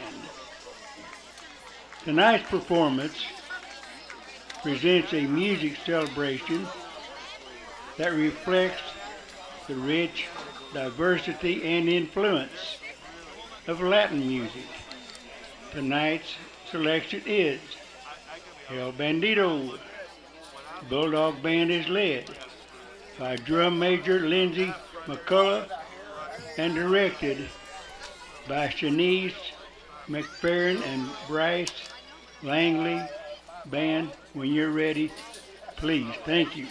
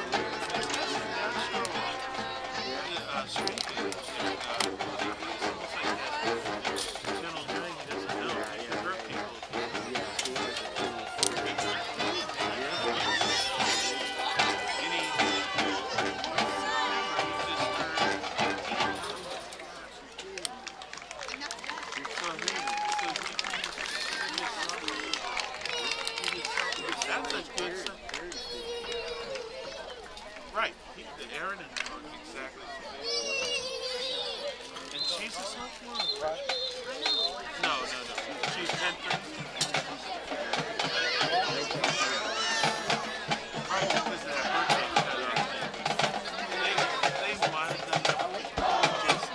guys, we're back on the live stream. We got Coach Chris Lipham here in the box with us. He's been here a while. I think he got here in 2002, and he's been coaching football. He played here in the mid-'90s, and so how are you tonight, Coach? I'm doing well. I wish the score was flipped a little bit, but hey, we got second All half. right, We better get typically out come your back and play well in winning the second half, ticket. so we'll see. Yeah, hopefully we can get a little bit of aggression there at halftime. But Coach Lipham here, I call him Coach Lipham. He's not coaching for us anymore. He's over there wrangling those middle schoolers around a little bit. All But day, all I don't day. think I hurt his feelings when I call him Coach Lipham. No, I no. remind him that he's seasoned. He's not old yet, but he's seasoned. That's right. So he's going to talk to us a little bit about some of those teams in the mid-'90s. We had somebody reach out to us and want to kind of reminisce about those times, and we had some good squads back then. And so Coach Lipham's going to just talk to us a little bit about some of those mid-'90s Bulldogs teams. We did, and I want to hurt somebody's feelings because I'm not going to talk about their team because I'm going to talk about the one I was junior. My 1993 season was special. We ended up 7-3, and that group of seniors, when they were ninth graders, went undefeated under Coach Lynn McElroy, and that group of seniors went on, did some things in career, but they're back in our community now, and they're making huge investments because they have their kids playing. We see a quarterback here every Friday night, Braden Williams. His daddy, Jack, was a big-time linebacker. And I always talk about Jack when I think about that because I was a linebacker next to him, and it didn't matter what was called on defense. He was blitzing, and he was going full head of steam, and he made plays, so nobody said anything to him. And y'all's about the same size, right? No, Back here at linebacker? No, we weren't at all. I'm every bit of 5'5", I think. Last physical I had, but anyways, that year we went 7-3, and only top two teams went to the playoffs, and so we had lost to Nina, just similar to what we did last Friday night or a couple Friday nights ago. They big play at half, a bomb, scored, and that ended up being the final score of the game to beat us, and we lost to Gurdon that year, and then of course Paris last game of the year, and it was winner take all. I mean, we were big time. We went charter bus. We ate at the Rock Cafe. I think they dedicated it as Waldron Bulldog Day. It was a big time trip. Twofold. Rock Cafe, I mean, that's next level. Right. And then charter bus. There was charter buses back There then? was, yeah. There was My a TV. gosh. We had I TV. figured y'all just got a covered wagon for that game instead of No. just the good No, it was old-fashioned legit. open-aired It was legit. wagon. It was legit. What was funny, it was big time for us because we're from Scott County and we don't, I guess, get on buses like that very often. So, I mean, it reclined and everything, Coach. They even gave us pillows. We had pillows. It was the best ride home after the worst game ever. Anyways, that game, it come down. They made a field goal that was no good. The ref called it good, and it was a big controversy. They stuffed us on fourth down. It was wet. It was raining. And I'll never forget that we were on that field for about 20 minutes afterwards, and it was just crying because we were probably what we thought at the time, one of the best teams to not see the playoffs. Paris ended up making the semifinals, so it could have been an easy road for us. But anyways, I hate to name drop because I'm going to forget somebody, but those guys are still here. They're still investing into our community. And I just wanted to talk about some of them real quick. We know Travis May. He was an excellent running back back then. One of the Hill brothers, Scott Hill. But a plug out for him. I've talked to him this week, and he reminded me of a lot of things that I forgot about that year. Travis Moore, you know Travis Moore around here. Coach Mark Brigance was on that team. He's our defensive coordinator out here. Dave Goff, Trent McDaniel, Nathan Goodner. I'm gonna mention Willie Ward, Jason Glover. We even have Matt Young. His son's a ninth grader this year playing for us. Scott Stark. He's got girls, and they're involved in athletics and cheer. Jason Stearman in our local law enforcement, and of course Joe Richmond. And what I want to say about Joe Richmond is this dude broke his neck in week 2 against Greenwood. Broke his neck. We didn't know it. He practiced all week. He goes to Gurdon, and he really breaks his neck. He's out for the rest of the game. He practices all week, and finally decides to go to the doctor and find out it was broke. That's tough. And he's got girls that are coming out. They're invested in our community. But that year, I had to say this one thing before we get time to go, is we beat Greenwood. And Daniel Fielding, our superintendent, was the MVP that week. Actually, in Arkansas, he was one of the players of the week. He had a pick 6 and a big-time blocked field goal, and we won the game 21-19. So, I mean, that was a big year. Didn't make the playoffs, but a lot of memories from that squad. It's always cool to reminisce and go back some of those guys. And like you said, there's moments you guys played and you remember that, and you might be the only one to remember that until you talk about it, like you mentioned earlier, and then you start reminiscing about that a little bit, and so it's always good to recognize some of those alumni who's played for us, and Coach Lippman was a big part of that back then, and he was I believe there was only a handful of times we beat Boonville. And I was part of both of them as a player, as a coach. Yeah. So we had a couple handfuls of that, and if you got any real tough questions for Coach Lippman, feel free to get on his Facebook. I guarantee you. And let them know. Yep. Let them know what if you want think. to fact check me too, because I may be wrong about a couple things, but I will tell you this before I get off here and let Coach Brown have it. Pre-game, Greenwood, we go out in our tattered jerseys. We had old away jerseys. We come in the locker room, and Coach Voss comes in with big boxes, and he opens them up, and we get new away jerseys at pre-game. And you would have thought we had just won the Super Bowl. We had the biggest trophy there was. We had these nice brand new jerseys, and then we ended up going out and beat Greenwood. That was huge. That movie Little Giants, man. You just That's come in right, and get that's the right. brand new jerseys right I before the like that, game. yeah. That's big time. Yeah. I didn't know they did that. And I mean, you guys probably had to knit them yourself and stuff back then. The But visitors didn't know who we were. I mean, the home team didn't. Our fans didn't know who we were when we come out. We were totally looking for new pants, brand new jerseys. squad. You Yeah. just wore those Greenwood Bulldogs out. So Yeah. Well, hey, look, you guys do a phenomenal job. I've heard nothing but great things. This has been great for our parents and our community who can't make it to the games because of situations. But we have family all over that are just chiming in and getting to watch. I got an uncle on here tonight. He hadn't seen a Bulldog game in years, but he's been able to watch every week. So we just appreciate you guys and dedication and commitment you guys are giving us to it. It's pretty awesome. We're having fun doing it, and it's good to talk to guys like this. We had Coach Thompson on last time, and so hopefully we can keep getting some of these stories and reminiscing a little bit, and hopefully we can get it taken care of here in the second half. And we got about a minute and a half before we start, so we're going to go back to the field and get ready for the second half. Thanks, Coach Lippman.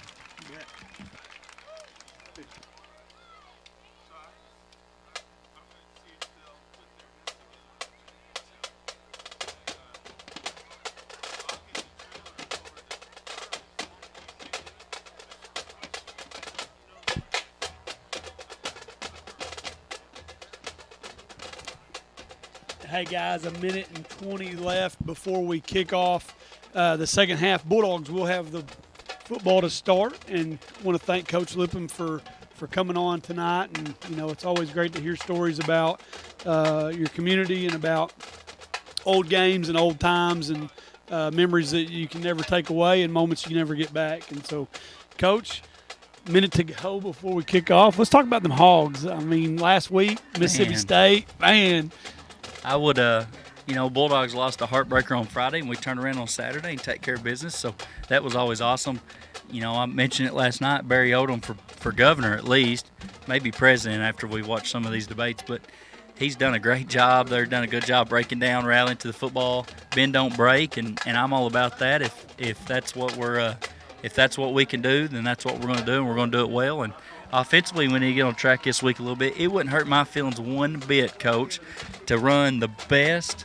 Well, let's just say this: to put the ball in the end zone against those Auburn Tigers and Mr. Chad Morris left lane hammer down. I hope our defense is in the left lane hammering down all night on him, but hopefully we can take care of business tomorrow night in Jordan Hare and get another win. 3 o'clock, I almost said Bulldogs, 3 o'clock the Hogs will kick off at Jordan Hare on ESPN. That game was moved from SEC Network to ESPN, and so I know I'm excited.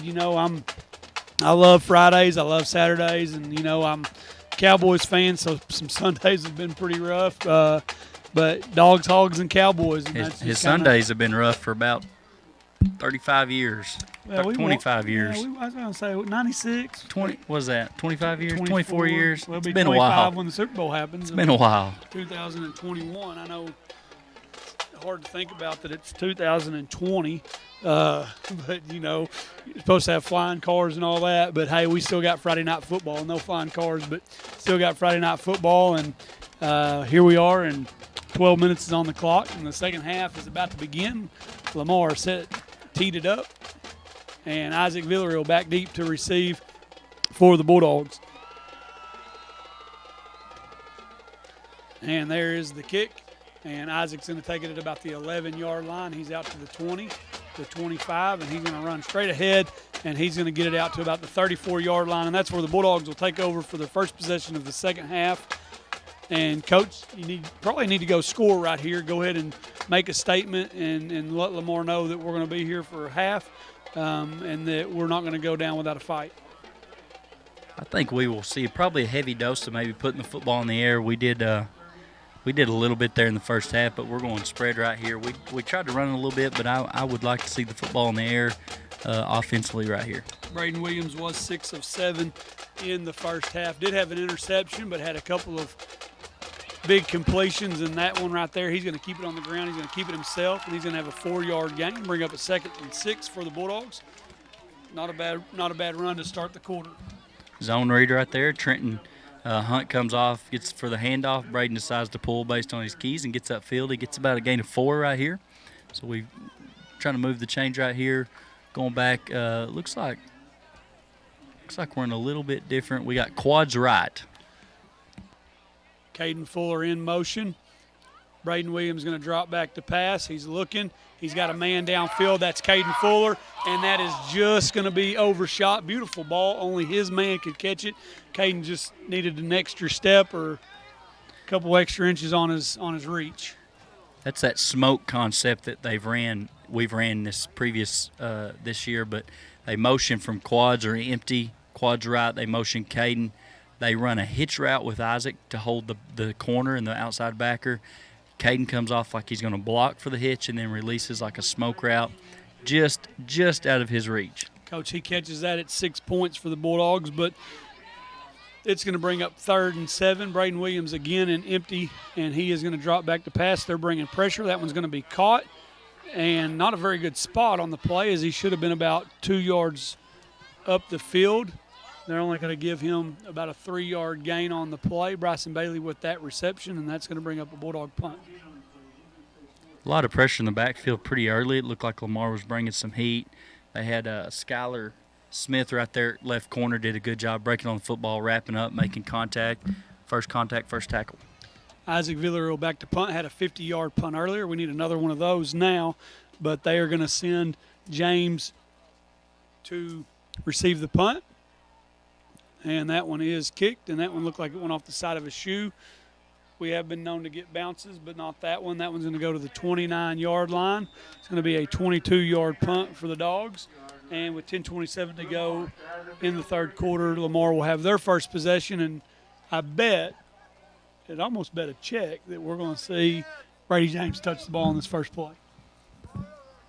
I got a feeling we will too, but I don't feel like betting a check. Your check must not be as good as mine. I don't know. But we definitely want to see some adjustments defensively to make sure that we are containing the running game. It's been not only been James, it's been Harrison, and they've also brought Dalton back there to run the football. Pistol formation for the Warriors, and they are going to run option, and he is going to pitch it to James.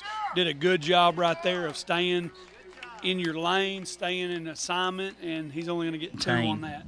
Good job containing. Tagmeyer right there on the end actually is the one who kind of forced the pitch and then went ahead and ran him down right there. He's got a little bit of speed, athleticism for an interior lineman, so he did a good job right there stretching the field. It's going to be 2nd and 9. James with his 20th rush of the night, over 150 yards on the night, and this time Harrison's going to keep it. He's going to be hit by number 23, Trenton Hunt, and he's going to get about 2 on that gain. That's going to bring up a 3rd and 6 for the Warriors. Probably another most people would probably try to put the ball in the air, but they haven't done that a whole lot, so we're going to see what they give us right here. They've got 44 in at fullback right here on the right side.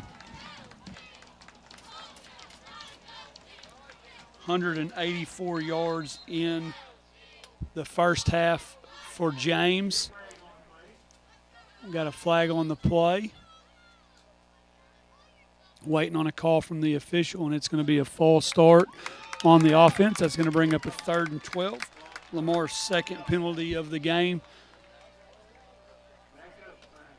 Not real sure what happened right there. I know they were set prior to the hard snap, and then when they got out of the hard snap, the receiver down here shifted, but I would think that would be legal. I'm not real sure unless maybe an offensive lineman flinched a little bit, but we'll take it. It's going to put them behind the chain.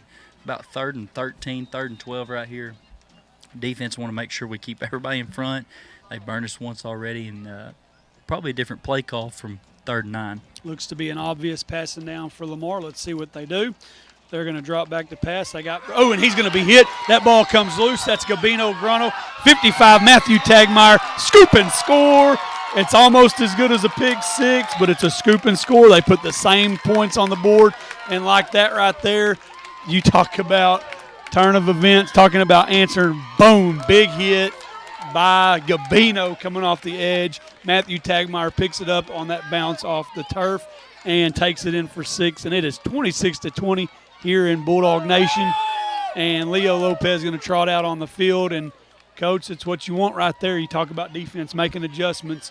And right there we brought some pressure. And Harrison didn't see it coming and went to throw. And the ball, the no tuck rule in high school. And so that's going to be considered a fumble. And Matthew Tagmeyer going to scoop and score. When Gabino got there, he got there in a hurry and in a big-time way and forced the football out. And Tagmeyer not only got on the football but scooped and scored. That's something we don't see a whole bunch, and so we punched it in right there. Definitely a momentum play. See if we can capitalize on the extra point. Leo Lopez kick is up, and it is good, and that is going to be 26-21, and some new life for the Bulldogs. And you see some guys jumping up and down, and new. You talk about new life. There's new life in the stadium. There's new life on the team, and I don't know what they said at halftime, but it seemed to work.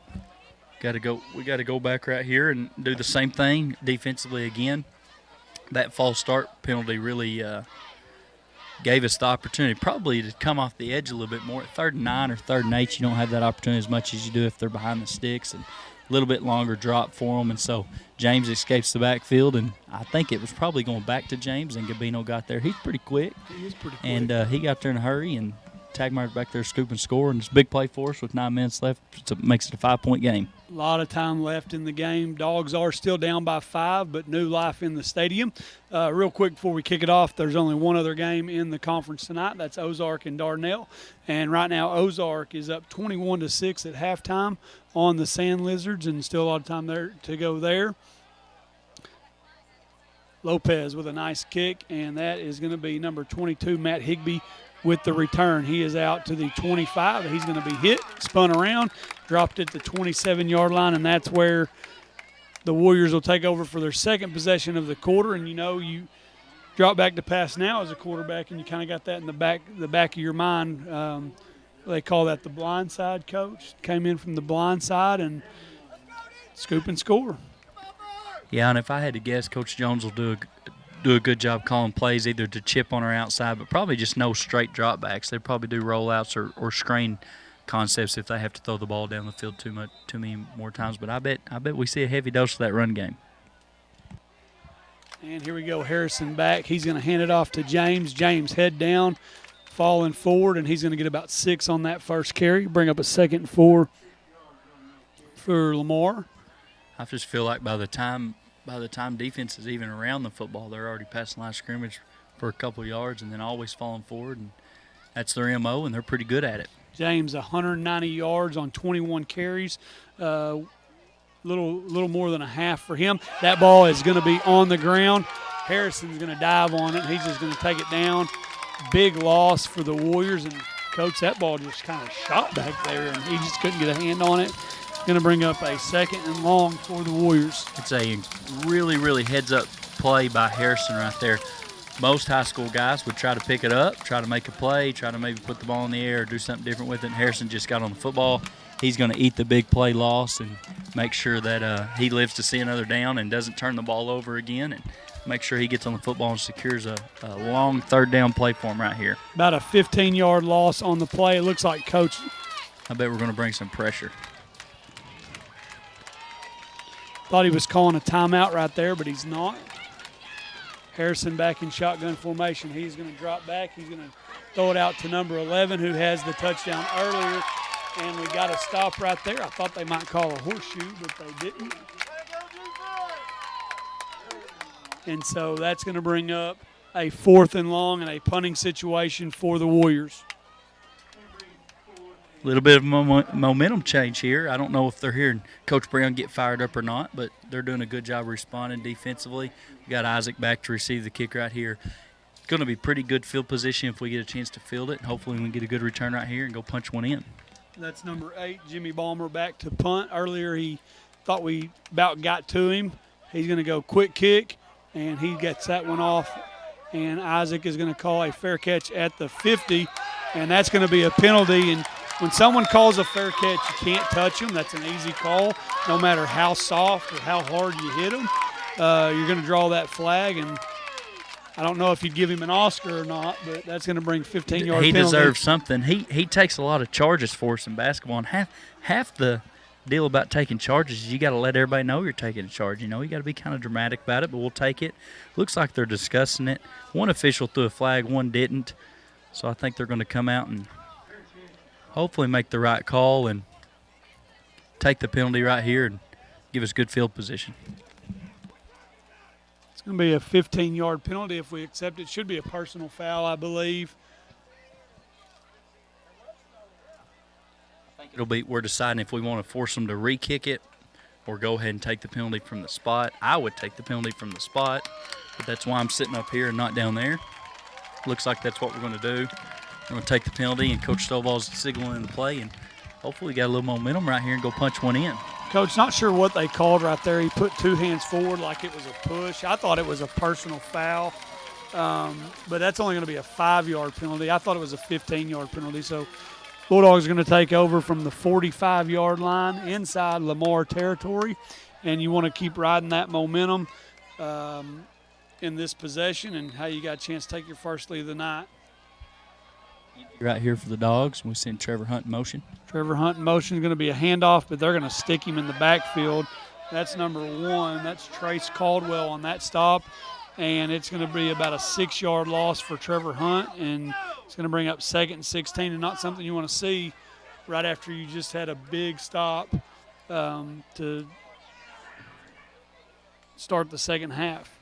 Gets back about half of that penalty yards they just gave us, and so maybe we can call something in the air. I think we've had some success throwing the ball. We're struggling a little bit of keeping them out of the backfield. 34 for them. Plays a little bit of middle backer, but he's also on the line of scrimmage. Damian Hendricks, he's done a good job getting to the backfield and disrupting us a little bit. Braden Williams is going to drop back to pass. They're bringing pressure. He's going to step up. He kind of trips up. There's a flag on the play. Usually when it's back there, it's going to be a hold. He's going to be out at the 43-yard line, but looks like it's going to be a holding, and that's going to bring it back and put us even further behind the sticks. But let's see what the official calls. I think we got a little bit of jersey right there. If that's going to be from the spot, it's going to put us way back on down and distance right here. But looks like they're going to come out with a hold, and they're going to take the penalty from the spot. That spot is the 44-yard line, so that should back the Bulldogs up to the 34-yard line and makes it second in a long way for the Bulldogs. And like I said earlier, we were backed way up, and you can't get it. You don't want to go ahead and get it. I mean, if you can, you'll get it all at once, but you want to make it manageable, get it 10, 15 yards, make third down manageable. Maybe you can go get a first down, but we'll see what we call right here. 6:59 to go in the third quarter. Bulldogs have it on their own 34-yard line. It's going to be second down and 28. We've got good enough athletes on the field that we could probably make somebody miss or go punch one in anyway. And like you said, you don't want to give any opportunity for defense to turn you over, but you want to call something that's going to get you a little bit of yards. They're way backed up over here. Their corner's about 10, 12 yards off the receiver. We're going to keep everything in front and make sure they wrap up, make the tackle. Trips right. Isaac Villarreal over to the left. Trevor Hunt in the backfield for the Bulldogs. Braden Williams in shotgun formation. Trenton Hunt running a wheel route. He's going to have to get rid of it as there was pressure there, and that ball is going to fall incomplete, and that's going to bring up third and 28 for the Bulldogs. Kind of a bubble concept. Got Trenton out of the backfield. Trenton throttled down, tried to find a hole. Braden kind of led him a little bit too much. Like Coach said, Braden was under pressure a little bit back there, just couldn't connect. He did have some green grass, and if you're going to give the ball to somebody in space, Trenton Hunt would be a good option to do that. Amen. Trenton going to be to Braden's right this time. Braden Williams in shotgun formation. Trevor Hunt was in motion, and that ball got snapped, and flag on the play, and we'll see what they come out with. And it's going to be a 5-yard penalty on the Bulldogs, and that's going to bring up a 3rd and 33. Usually when the umpire throws the flag, it's one of those interior linemen that maybe got a head start or leaned or maybe jumped a little bit or twitched at the snap. And so make sure we're not doing ourselves any favors right here. It's 3rd and 33, and see what we're going to call. Second penalty of the drive, our 3rd penalty for the game for 26 yards. Hunt in motion. Braden Williams going to drop back. They're going to run the screen. That one's going to be picked off. And that is number 65, was just sitting there waiting on it, and that is Zuriel Barton. And Lamar is going to take over at the Bulldog 23-yard line. Ran a screen route, which is something that we kind of thought we might do. It's a pass play, but it lets you get some linemen downfield to block for you, and we just threw it into some traffic, didn't come up with it. 65 made a really athletic catch right there, kind of at his shoelaces, and luckily he was falling forward and didn't get to run because he had some grass in front of him too. And that's kind of what happens when you holding penalty, false start penalty. You're way behind the sticks trying to make something happen. Coach mentioned it, you don't want to turn it over. And it happened, but now your defense has made 2 big stops to start the half. And so you hope we can find a 3rd one right here. It's going to be legal substitution. They got 12 guys on the field.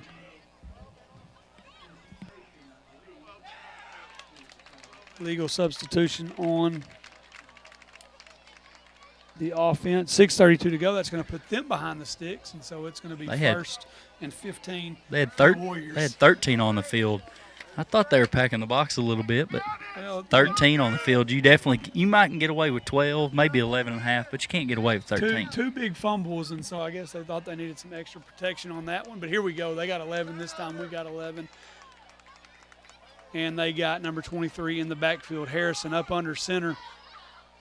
He's going to pitch it to James. James is going to put his head down, and he is going to be out to the 21-yard line. And that's going to be about an 8-yard gain as they get back. However, there is some laundry on the play. It's going to be a hold, and, they got a possession. We had 2 penalties, and so wouldn't mind seeing us find a way to get a turnover right here. I think these officials have figured out if I just throw this little yellow hanky on the field, I don't have to run down the field in there as much. So we're just going to hang out right here between the 30 and the 50 and just go back and forth with some laundry. But that's usually in the middle of the football season, you don't have too many of those, and after halftime, you usually get that stuff cleaned up. But we'll take them. It's not a whole lot of penalties in the first half. Been more here in the first 6 minutes of play to start the second half than we had in the first half. Harrison up under center. And they're going to hand it to number 7, and he is going to get about 3 yards on the play. And that's going to be Tony Ballmer with his first carry of the night for about 3 yards. And that's going to bring up 2nd and 19 for the Lamar Warriors.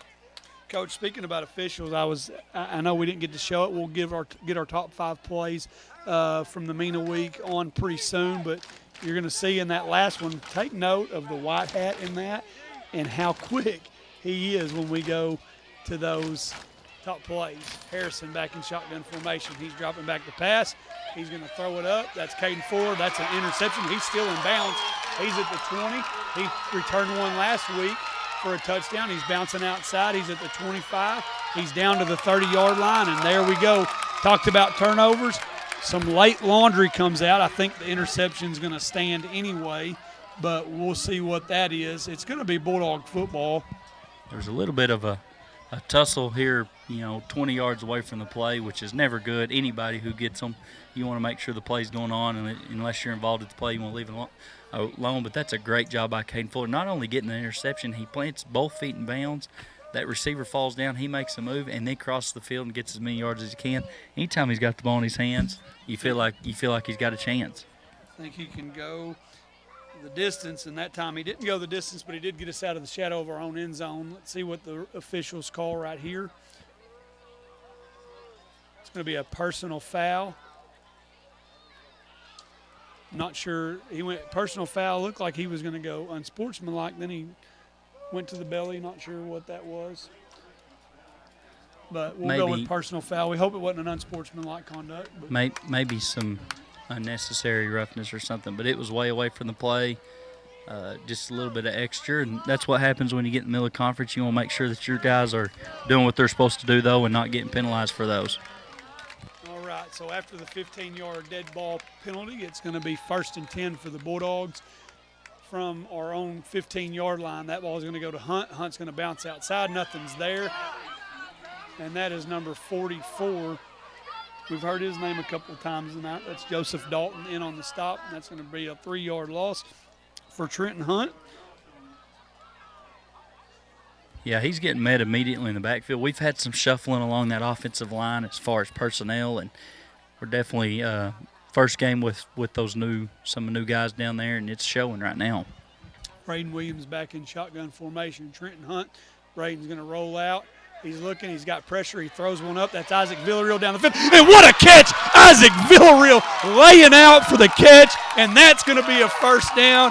And, hey, you know what? Barry Whittington, the official right there, I think he looked up and thought, oh, my, what a play. Isaac Villarreal, and that's Braden Williams was under pressure, let one go, and found his man. What a catch. Senior Isaac Villarreal. That was a play. He laid out. I'm going to full extension. Tweet SportsCenter tonight because, my gosh, you don't see that every day from high school guys. And he went up, he caught the ball and bounced up, and, new life for the Bulldogs at the 48-yard line. Braden Williams going to pop it out to Caden Fuller. Got a block on the edge from Bryson Bailey, and he is going to get about a 5-yard gain right there. That's going to bring up 2nd and 5 for the Bulldogs. It's part of that benefit that we talked about earlier. Their corners aren't up on the receivers and jamming, so by giving us that space, Caden Fuller at the slot back on the right side, that safety's probably 12, 15 yards lined up off of him. It gives you an opportunity to get that ball out quick, make sure they're doing a good job. With that catch, Villarreal just a moment ago went over 100 yards, two completions in a row. That one out to Caden Fuller. He's at the 40, the 35, the 30, the 35. He's going to put his head down. He's down inside the red zone, and that's going to be a first down. Bulldogs, 4 minutes, and we cooking right here, Coach. What a good move. Anytime you get the ball on athletes in space, we didn't do that a whole lot the first half, and now we're moving the ball a little bit right here with 4 minutes left in the third quarter and a 5-point game. Bulldog Stadium's kind of waking up. Got some Zombie Nation pumping into the stadium. Whoa, whoa, whoa, whoa. Whoa, whoa, whoa. Here we go. Braden Williams in shotgun. Trenton Hunt to his right. Caden to his left. He's going to hand that ball off to Trenton. Trenton's putting his nose down. He's going to get out to the 15-yard line. It's going to be a 3-yard gain for the sophomore running back. 3.5 minutes to go. 15-yard line, 15 yards to pay dirt. Separates us from being down 5 and being up. We were in the situation in the first half and didn't convert, but you gotta have both those plays to be successful. So you gotta have the inside zone stuff to keep them honest. You gotta have the outside stuff a little bit to extend the field and make them play side to side if you're going to be efficient. So that's why we're doing that. And maybe if they're going to make an adjustment to stop us on the outside, maybe we'll hit one of those on the inside. Braden Williams in shotgun. Gabino going to get it out to the right. He's out to the 15. Got a man to beat. He's still on his feet, and he's going to have enough for a first down. And Coach Gabino Grono run. I know. Brady James has done the flash, and he had the 80-yard run. Gabino Grono runs the ball so hard, and my goodness, first down and goal for the Bulldogs. And here we go. Gabino lives for Friday night. We talked about earlier how Friday nights are easier on him because he's not having to work for his dad, but he did a good job right there, first contact. He's done that for several times this year. Does a good job staying on his feet, picks up first down. So now it's 1st and goal on the 7. 2:53 to go in the third quarter. Braden Williams in shotgun. Gabino to his left. In motion is Caden. Braden's going to keep it. He's going to be knocked down at about the 4-yard line. So first down. 4 yards, got half of it right there. Wouldn't mind to see some similar action like that Stay extended, stay spread. We've utilized that. Your play calling gets kind of difficult in the red zone. Everybody obviously loves to be in the red zone, but you get constricted on what you can do, get constricted on how much time you've got to pass the football. So you got to do a good job play calling right here. Really penalizes you if you're in the spread for the most part, but you want to do a good job punching the football in right here. Field shortens on you when you're in the red zone. Gabino is going to take the ball. He's at the 3. He's at the 2. He's at the 1, and they're going to say he's down. I mean, he is very, very close. So, Coach, you got two downs to go a foot. We seen earlier that they stopped us from the 1-foot line. We're not going to let them. We're not going to let them do the same to us. Coach, I think they marched us down to 2. So we got 2 yards to get right here. It's on 3rd down, and maybe we can punch it in right here. Okay, 3rd down and goal from the 2. Braden Williams in shotgun formation. Gabino to his left. He's going to get handed off outside, and he is going to be met, and that's going to bring up 4th and 2 for the Bulldogs. No gain on the play. Your best play call right here. Minute 23 and the clock running in the 3rd quarter. You've got to punch it in right here. You got to convert. You got to get the best option you got right here. Running downhill, Braden Williams or Gabino Garano, I would expect would get the football. We're spread right here. We're taking our time getting the play signaled in it. Probably going to end up taking a timeout. If I had to guess, play clock's down to 14. We still haven't signaled one in. So we are going to take a timeout.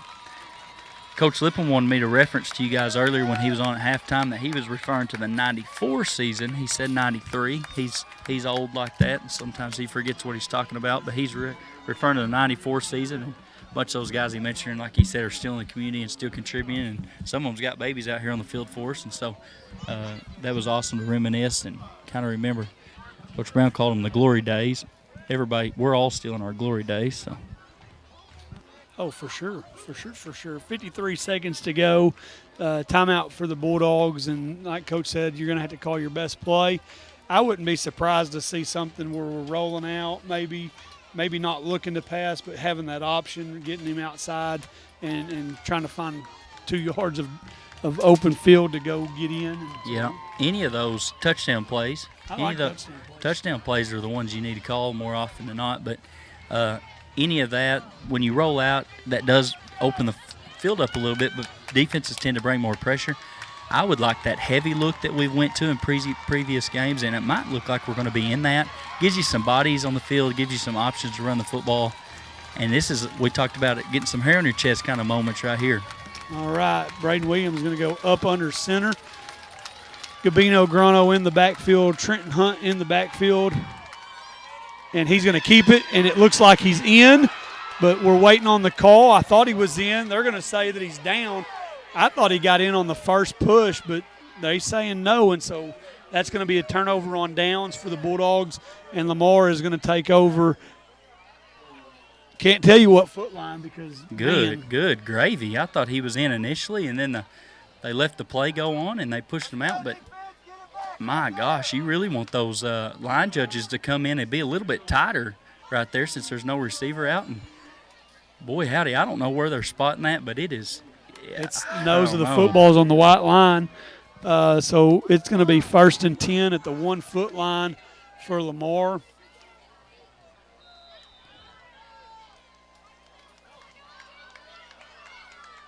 Defense, time to get after them a little bit, see if we can force them. You know they're giving the ball off to James. Harrison up under center. We're going to bring pressure. They're going to toss it out, and he's going to be – it's got to be a safety.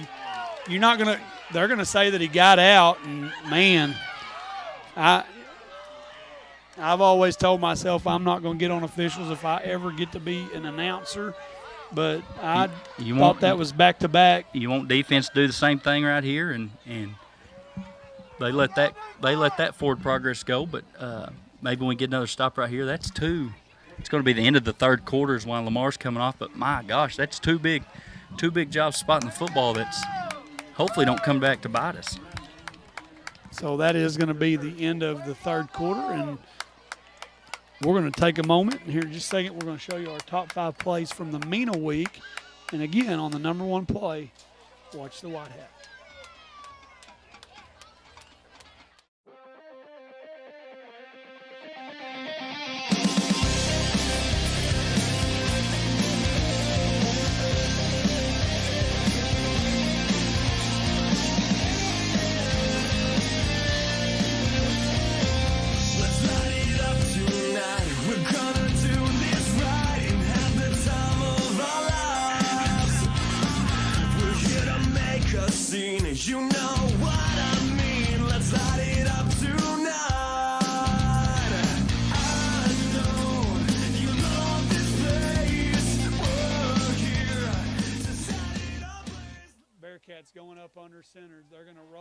he got pressure.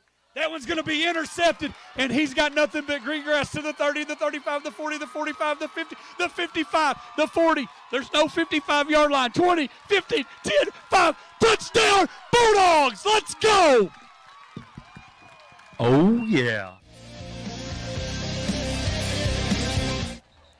All right, here we go. Fourth quarter, 12 minutes to go. And, Coach, it's been a good football game. You know, Bulldogs have answered the call right there. Thought we were in, we weren't. Hey, you got to get past it, and you got to make something happen right here. Harrison up under center, going hard count. We don't bite. Looks like he's changing the play up. You got Brady James in his own end zone about 6 yards deep. They're just going to go quarterback sneak and push ahead. He's still on his feet, and he's going to have enough for a first down. And that's going to be an 11-yard run for Harrison. Boy, moved the pile. The center did I guess a good job right there. He just come off and tackled our defensive line right there, which you can get away with that a little bit in short yardage stuff. But they got out of the end zone right here, but you still know what they're going to do. We still know defensively what we've got to stop and make sure in the fourth quarter when it matters we're doing that. James is out to that slot back position. They're in motion. James is going to get it, putting his head down. He's going to get out to about 3 yards. And that's going to bring up 2nd and 7 for Lamar. Good job by Braden Houston right there. They ran some action to a fake toss to a handoff underneath back to James, and Braden Houston stayed home, did a good job, made the tackle. Only got a gain of about 3. His 193rd yard on the night. Lamar making a substitution. Harrison up under center. James in motion again. They're going to hand it off to him, and he's just following that back, and he's going to be out to the 35-yard line, and that's going to be enough for a Lamar Warrior first down. 17-yard run. That puts him over 200 yards on the night. More of the same. We're going to make sure that I know we got some guys winding, guys some need to be off the field for a second, catch their breath, but you really want to make sure you get a defensive stop right there, utilize your timeouts and your chance to get a break later on. But I'm going to do a really good job right here getting a stop. They're bringing guys on, and which they're going no huddle, so.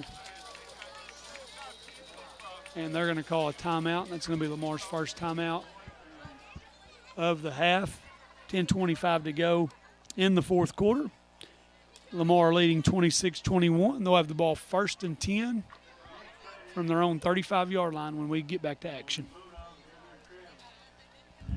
If you're Lamar, you're not doing anything that special. You're making sure you can give the ball to James, keep the ball in Harrison's hands, do whatever you got to do to get that action, get those traps and those counters that you've been calling all game. Any first down is going to help you. The clock's going to run the whole time. When you got a running team like Lamar, the clock runs a lot faster. It tends to tick off pretty quick. And so we need to, defensively, we got to understand that. And you almost want to gamble a little bit, so get away with maybe blitzing a few more times than you normally would, bringing some safety help a little bit more than you normally would, selling out on some stuff that you normally would, a little bit more aggressive play calling. And so that's something that you probably look for us to do right here.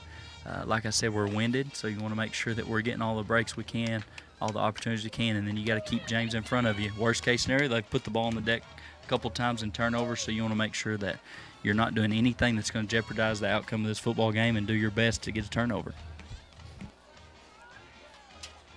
All right, as we come back to action, Harrison will be up under center.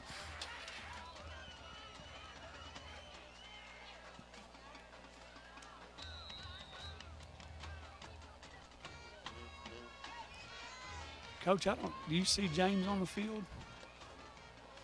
That should be a false start. There is a flag on the play. And that, I thought that was 34 in the backfield, but couldn't get that number. That was Damian Hendricks right there who was going to get the call, but going to be some motion. He's moving forward. I think they got James a quick break. He's back on the football field now. We got a few guys defensively who's worried about a little bit of extra stuff instead of just following their assignments, making sure we're down in the gaps we're supposed to be, rallying up, making the tackle, making sure James gets down on first contact, and understanding the football game, it's 1st and 15 right here. First and 15 for the Warriors as they come to the line. James back into the backfield. Sorry, no, he's not. Joseph Dalton back in the backfield. James is in motion. They're going to hand it off to Dalton, and he is going to fall forward. He's going to have about a 4-yard gain. It's going to bring up 2nd and 11 for the Warriors, and keeping the ball on the ground. They're going no huddle, and well, as I say that, they're going back into the huddle now. They're going to probably let every second they can tick off the clock before they say down, set, hut.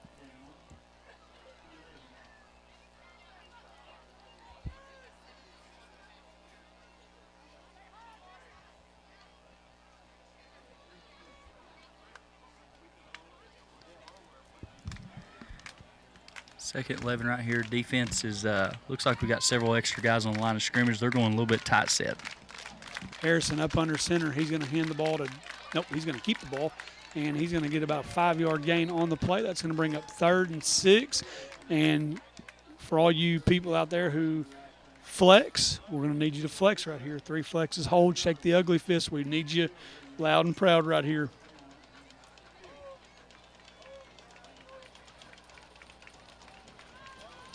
Flex, flex, flex, hold, shake an ugly fist. Changing the play up at the line. Harrison in shotgun formation. James in the backfield. Ooh, he's going to be stuck at the line, and now it's decision time for Lamar, and that's going to bring up 4th down. The power of the flex. Blake Owens and Matthew Tagmeyer in the backfield immediately getting that stop. Lamar's not wanting to punt, but they're probably going to punt. Got to make sure we get a good return right here. Let's cut out some penalties. There are 8 minutes and 30 seconds right here, and the clock's ticking. Do everything you can to go punch what we feel like is another one in the end zone, even though we didn't get the last one. And that's going to be a quick kick, and Isaac Villarreal is going to take nope, he's going to let that one bounce, and it's going to take a Lamar roll, and it's going to go down to about this 18-yard line, and that's where it's going to stop, and that's where the Bulldogs will take over 1st and 10 with 8:17 to go in the 4th quarter. We had some success putting the ball in the air when we changed tempo a little bit and got those guys in space, and we went back up the middle. We had a successful drive that last time, semi-successful drive. We got probably about as close as you can get without punching in, and we didn't get the points, but we're going to go spread right here. 14 attempts for Braden Williams on the night, 184 yards. He's got 10 completions. He does have 2 interceptions, but he's going to throw that one out to Trevor Hunt. That's going to be a catch. He's going to have the ball out to the 20-yard line. That's going to be about a 3-yard gain. Going to bring up a 2nd and 7 for the Bulldogs with 8 minutes to go in the contest. Spread. Trevor runs. He's the inside slot receiver right there, runs an out route. Ball's a little bit behind him, so he catches it, has to make a guy miss going back to the inside of the defense. Picks up positive yards. It's going to be trips left.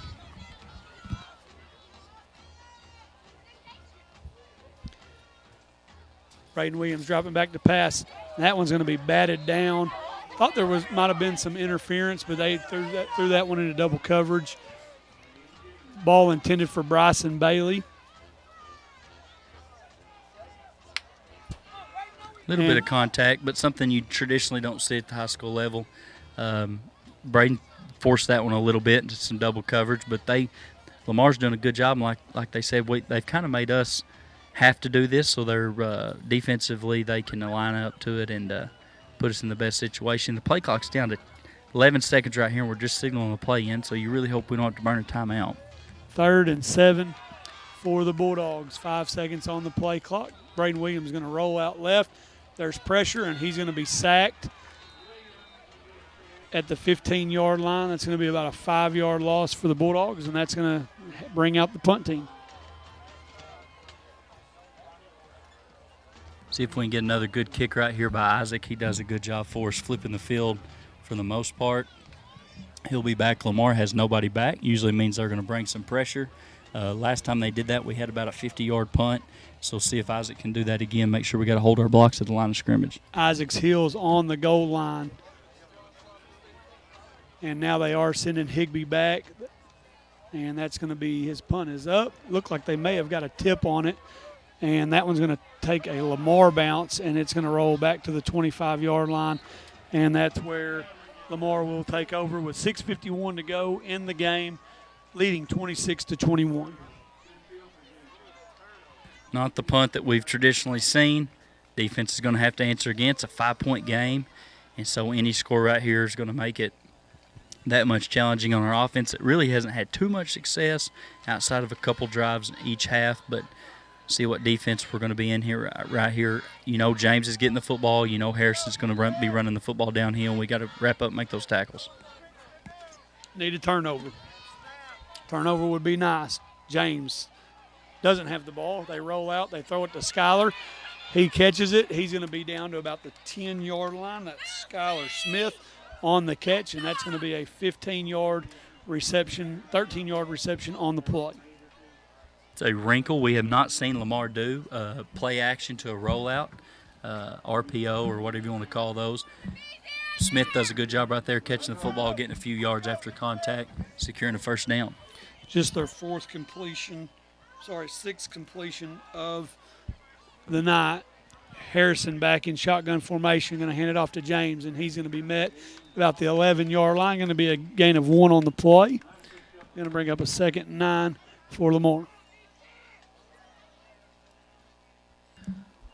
Keep rallying to the football. Maybe they'll have another loose snap or something like that, but got to keep James in front. Stop right now would be huge. 6 minutes with the clock running in the football game. Score's going to really put your offense in a tough bind going down the field. We do have some explosive athletes and plays that we've ran this year, and so hopefully we get an opportunity to get the football back. 2nd and 9 for the Warriors. Harrison up under center. He's going to pitch it to James. James is out to the 5, and he is going to have the ball down to the 3-yard line, and that should be enough. Nope, going to be just short of the first down marker. Bring up a 3rd and 1 for the Warriors.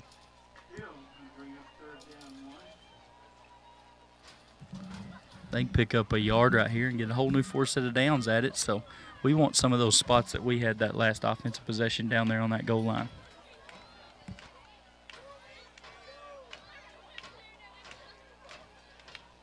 And here we go. Harrison up under center. Don't be surprised to see a quarterback sneak right here. And he is. He's going to be met, and he is going to fall forward, waiting on a signal, and he is in the end zone, and that is going to be a Lamar Warrior touchdown.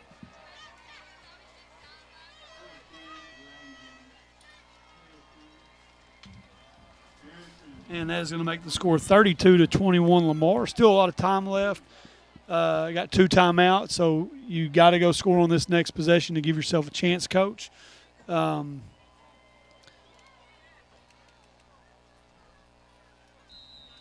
to 4:51, they're going to kick the extra point. Balmer.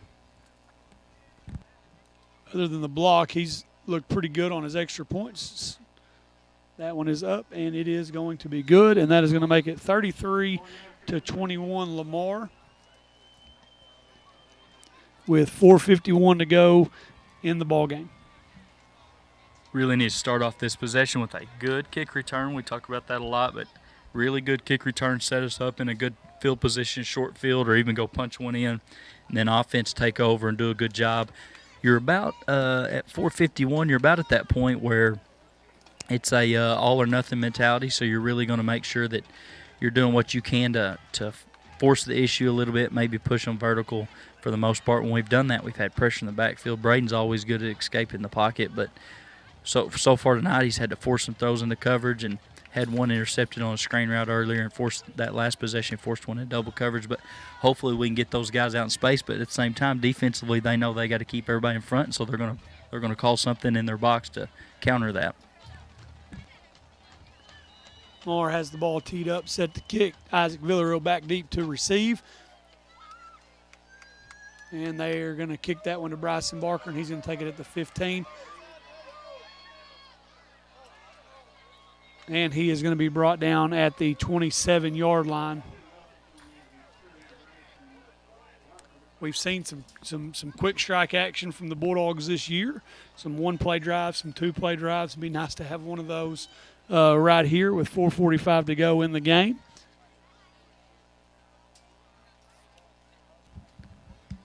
Probably go double or twins right here with Trent Hunt in the backfield. Probably going to have Braden rolling, forcing the ball to that sideline a little bit.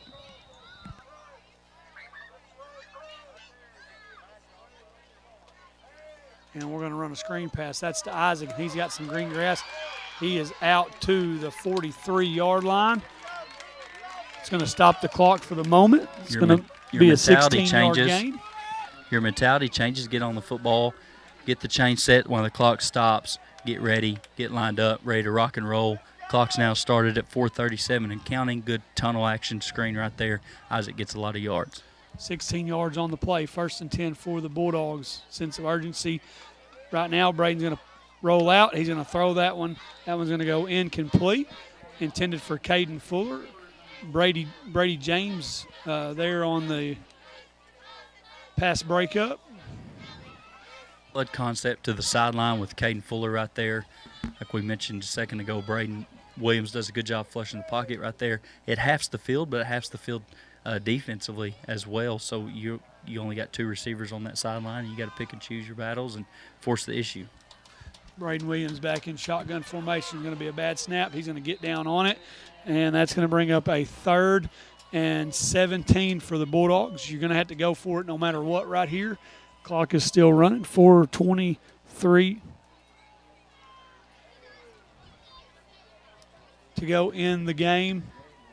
You want to go good tempo, but at the same time, it's a 3rd down you have to have. So you want to take your time, get the best situation, the best call you can. You've got 2 downs to pick it up, so we need to make sure we're doing a really good job of picking up a big chunk right here. That 20 yards we got to get. Braden Williams in shotgun formation. Good snap. He's dropping back. He's looking over the top. He's got Caden Fuller, and that one is going to fall through his hands. It's a play Caden usually makes, but that one's just outside of his hands. And that's going to bring up 4th and 18 for the Bulldogs. It's a slow developing play, but Braden did a good job getting outside. Caden Fuller runs a wheel route, Coach Brown's favorite call. He runs an out route. Once he hits the sideline, he gets vertical, flips his head over his other shoulder. Braden put it out in front. He's done that all night for us. He's done that all season for us. And like Coach said, Caden Fuller usually comes up with those. But it's now 4th and 20, and this is a do-or-die situation right here for the Bulldogs.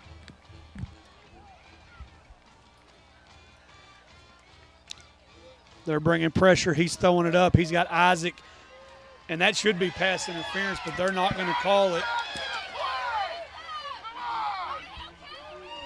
Got to make a play on the ball. He's going to let him go fight for it. Something you see 2 guys going for the ball, but I don't know. Your receiver should have a chance to make the play, and I felt like he got walled off a little bit right there. Braden had to throw that ball a little bit earlier, and he had to get everything he could underneath it. Defense is rolling back out. It's 3 minutes and 43 seconds. Lamar will not put the ball in the air. I would not imagine. They're going to keep the ball on the ground, keep the clock running. Bulldogs have 3 timeouts that we're going to probably have to utilize right here and try to get a turnover, bad snap, force a turnover on down, something pretty quick. Put your hat on the football and hope it pops loose. I think we have 2 timeouts. We did have to call one there toward the end of the 3rd quarter when we were going for it on 4th down. So got to make something happen right here. That's going to be a pitch to Brady, and he is going to get about 4 yards on that carry down to the 29-yard line. Clock's running, so if you make a tackle right here on 2nd down, you might see us utilize one with 3:27 left in the football game. That's that power toss that they've ran. They toss it several yards behind the line of scrimmage, and Brady James, like he's done all night, gets downhill. First guy might be coming in, but he's always going to fall forward for that extra yard or 2 yards.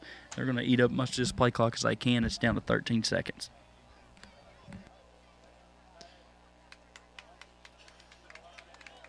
Lamar walking to the line of scrimmage, 6 seconds on the play clock. Harrison's going to go quarterback keeper, and they're just going to get behind that big center, and they're just going to keep pushing forward, and he's still on his feet. They're still pulling him forward, and he is going to have the ball down to the 7-yard line, and that is going to be a 1st down for Lamar. It's going to be 1st and goal inside the 10-yard line.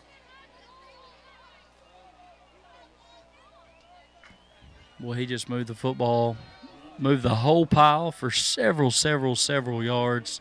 That's a toughness play, and that's a play that Lamar's made all night, and we just come up short on those.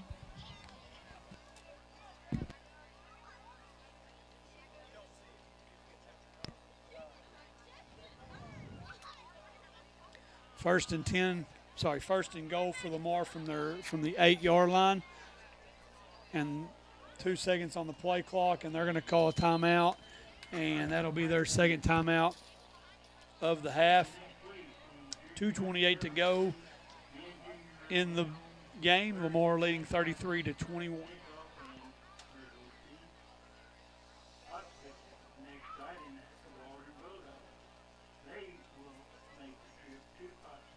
There was not a timeout used right there. Don't really have a clue why the play clock was at 0, and they did not penalize them for it. So they called an official timeout, let the play clock start over. I have no idea why that would be allowed, but that definitely benefits Lamar. I don't know that I've ever seen that before, but I don't know. I have no explanation for that. So now they're going to call a timeout. They're going to reset the play clock. They're going to start the clock again, and that I've never seen anything like that before. And so that's just going to let 20 more seconds roll off the clock. And I think I'm wanting an explanation. I'm sitting up here in the booth, don't even coach football, and I want a freaking explanation. That pitch is going to go to James. James is it to the 5, and he is going to walk into the end zone, and that is going to be a touchdown. And that is going to make our score 39-21 with 2 minutes to go in the ball game. That's James's 4th rushing touchdown of the game, Coach, and he's racked up a lot of yards on the night. Called this Separation Friday coming in, and you can tell Lamar wants to separate, be among those guys at the top of the pack.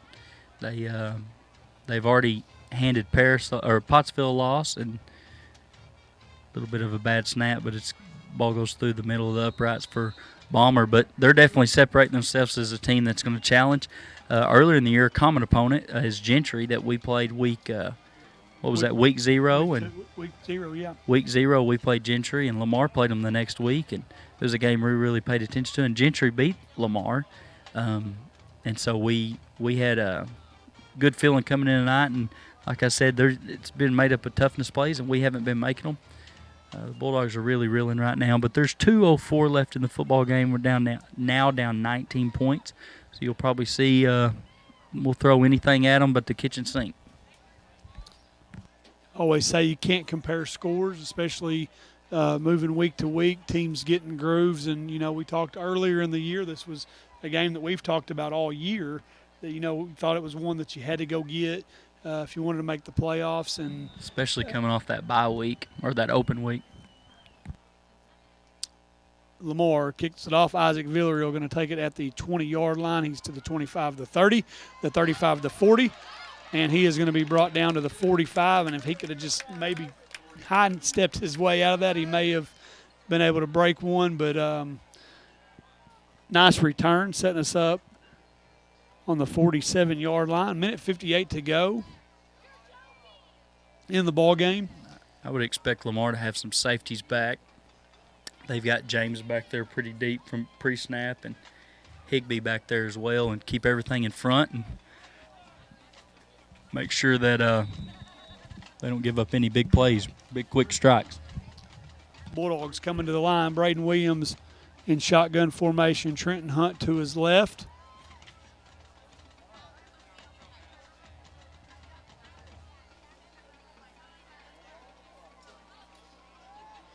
Braden Williams dropping back to pass. He's under pressure, and he gets away from the sack. And he's just going to get out of bounds. That's going to stop the clock. Going to be about a 2-yard loss on the play. 1-yard loss on the play. That's going to bring up 2nd and 11 for the Bulldogs. Some of that smoke action that we ran earlier in the year, run a hitch route or a tunnel action on the high side of the field, trying to stock block and then release downfield, and it just didn't develop for us. Braden's been under pressure for the most part all night, and for the season, really, but he's done a good job of getting the ball out, and right there he just had to escape the pocket and save the play. Minute 50 to go in the ball game. Williams back in shotgun formation. He's going to drop out. He's going to sling it out to Caden, and that one's going to fall incomplete. And that's going to bring up a 3rd and 11 for the Bulldogs with a minute 47 to go in the ball game.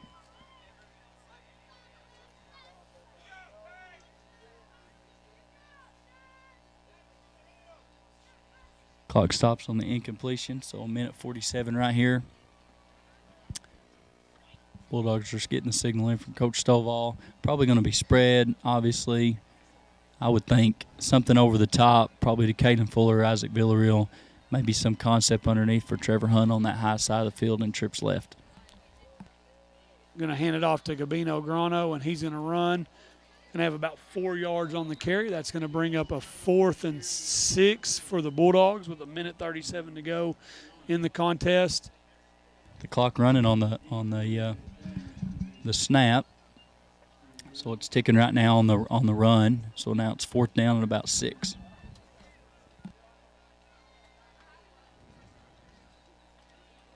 Braden Williams dropping back. He's going to throw it out to Bryson Bailey. Bryson Bailey's going to catch it. He's going to step out of bounds.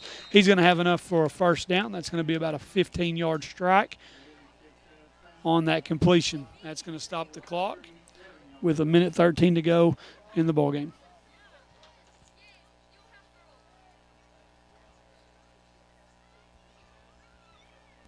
Got out of bounds right there, so the clock stops.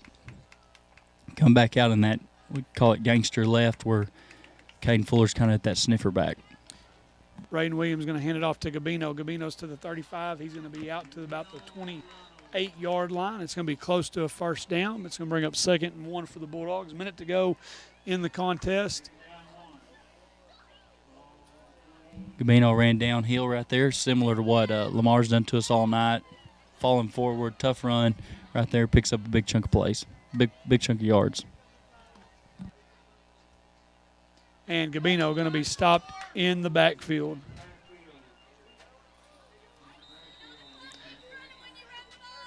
.37 seconds to go in the ball game. Waldron just used a timeout right there. So get the clock stopped and see what we got right here on 3rd down. 3rd down and 5 when we come back from the timeout.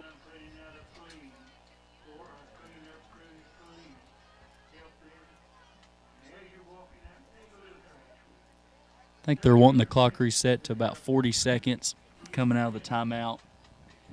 So as soon as we get the the clock reset, we'll be good to play.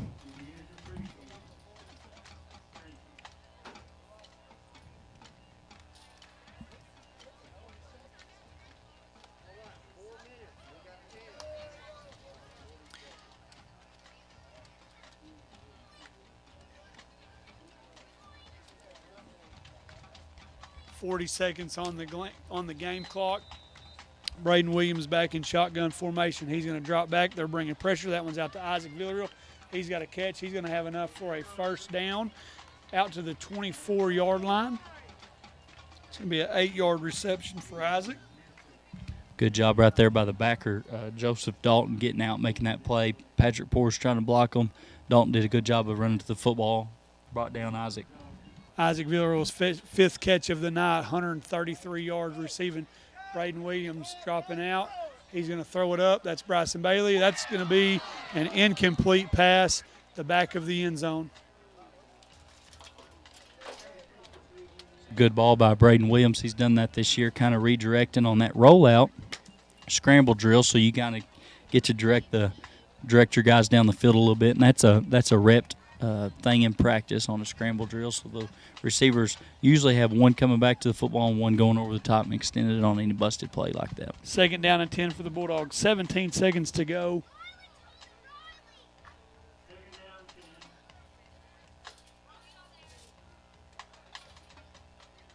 Braden Williams dropping back, stepping up in the pocket, directing again, and he's just going to run out of bounds. 3rd down and 10. That's, they call those coverage sacks, and nowhere to go with the football, and so he just runs out of bounds. 10 seconds to go in the ball game. Yeah, and that's not the first coverage sack they've got tonight. They've done that 2 or 3 times on us where his just best option is to get out of bounds, and clock will be stopped since he ran out of bounds right there as we signal in the play on 3rd and 11. Did a good job of stepping up in the pocket right there, not allowing the sack to be more than the 1 yard loss from getting out of bounds. But 3rd and 11 for the Bulldogs. 10 seconds to go in the contest. Braden's going to drop back. He's looking. Makes a man miss. He's going to throw it. That one is going to drop to the dirt. No time left on the clock, and that is going to be your ball game with Lamar leaving Bulldog Stadium with a 40-21 win. Bulldogs fall to 0-2 on the year in conference. Lamar goes to 2-1. Next week we go to Pottsville, first road trip, and you got to get back to doing what you did early in the season to get you to that 3-0 start, and you got to find a way to get a conference win. Quality opponents have improved once we get into conference, like it traditionally does for the most part. We got to figure some stuff out offensively. Not moving the football like we did early on. Defensively, I think we've been put in some tough spots and answered for the most part. But we're definitely, like you said, 0-2, and we're on our first road game, which is rare to be at the end of October and you're on your first road game. But maybe the Bulldogs can get some stuff figured out. Lamar beat Pottsville last week, I believe. I don't quite remember that score. 2 weeks ago. 2 weeks ago. It was yep. pretty handedly. And so maybe we can right the ship next week. And all these conference wins are big time. They matter because of definitely because of the COVID, because some of those games aren't being played. So you really want to stack up the numbers in that wins column the best you can when it comes down to playoff seeding. And I'm not really sure how the playoffs exactly going to work yet, but as we get closer to it, we're going to realize that. And if the Bulldogs want to be where they hope they can be, then they better start taking care of business here in the next couple of weeks. Absolutely.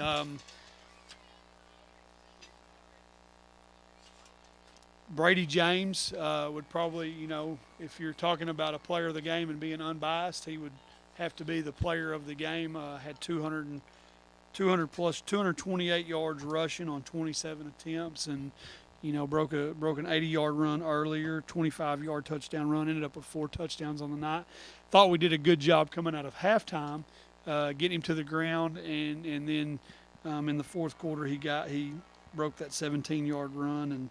And I think to me the turning point of the game was just I thought we were in. I'm not down there. I don't know, but you go from being up to being down or still being down, and then you think you have the safety, and they 2 back-to-back plays that didn't go your way, and it's like it took the wind out of you, and they were able to. A tough spot too, where we kind of took over momentum at that point. We come out the third quarter and didn't convert offensively, but then we got to stop defensively, 4th down. Lamar was reeling a little bit with some bad snaps, some conversions that didn't happen. We got the ball in short field. Really did a good job spreading us out, and like Coach said, it really took the air out of us once we got down there and didn't convert. Luckily for you guys, we brought you a live stream, so I know you guys were clicking back and trying to look at that and see if we actually see if we actually got in. But tough break for you. Hope it goes for you. Always hope those go for you, and we've got our share of breaks too. But you want to make sure that you can respond the best way possible. And we talked about earlier, adversity, which we're in, 2-game skid right here. Adversity is measured in how you respond to it, so you want to make sure you take care of business next week. And you always think about the next game and next opportunity and next chance you get, and it's a winnable ball game for us as we travel to Pottsville. We played golf every Friday, as you guys know. Well, I play golf. Coach Brown takes L's, but we're going to hopefully get to do that on the way. And, just because we're on the road doesn't mean that I'm going to let them have a week off. Well, here's the thing, and let's just be real. Today went into a playoff hole, and Coach actually missed the putt to win it. His partner had to pick him up. So, it is what it is. Well, my partner says he's got a great partner. Coach Brown's partner, he's a free agent at this point. He's looking. Never said that I was the best golfer in the world. It is what it is. You can call it whatever you want, but a playoff where you win is a win, and a playoff where you lose is not a win. Is a loss, yeah. But you'd think that the golf coach and the senior all-state golfer that, is, it is what it is. We got beat. Did you guys count them 2, 3 excuses on that? Oh, there was no excuses. Plays just right that there. Y'all beat us. It's all right. Tune in next week, and You beat us. It's okay. You'll get to hear me keep saying more of the same. Different day, same result. But here's the deal. Next week we won't have the production that we have going in, but we are still going to try to bring you quality. We won't have the score, so we'll say the score as much as we can. But we're going to go on the road. Like Coach said, it's rare to be on the road for the first time. It'll be October the 16th, and so. But we're going to bring you that live action. You'll have live action for the junior high game on Thursday night. Volleyball, sometime, whenever they play again. We'll have live action. I think they're off on Tuesday. I think we play next Thursday, if I'm not mistaken. And so keep joining in. We're going to put Waldron on the live stream. And so join with us. We hope to see you again next Friday. And as always, go Dogs.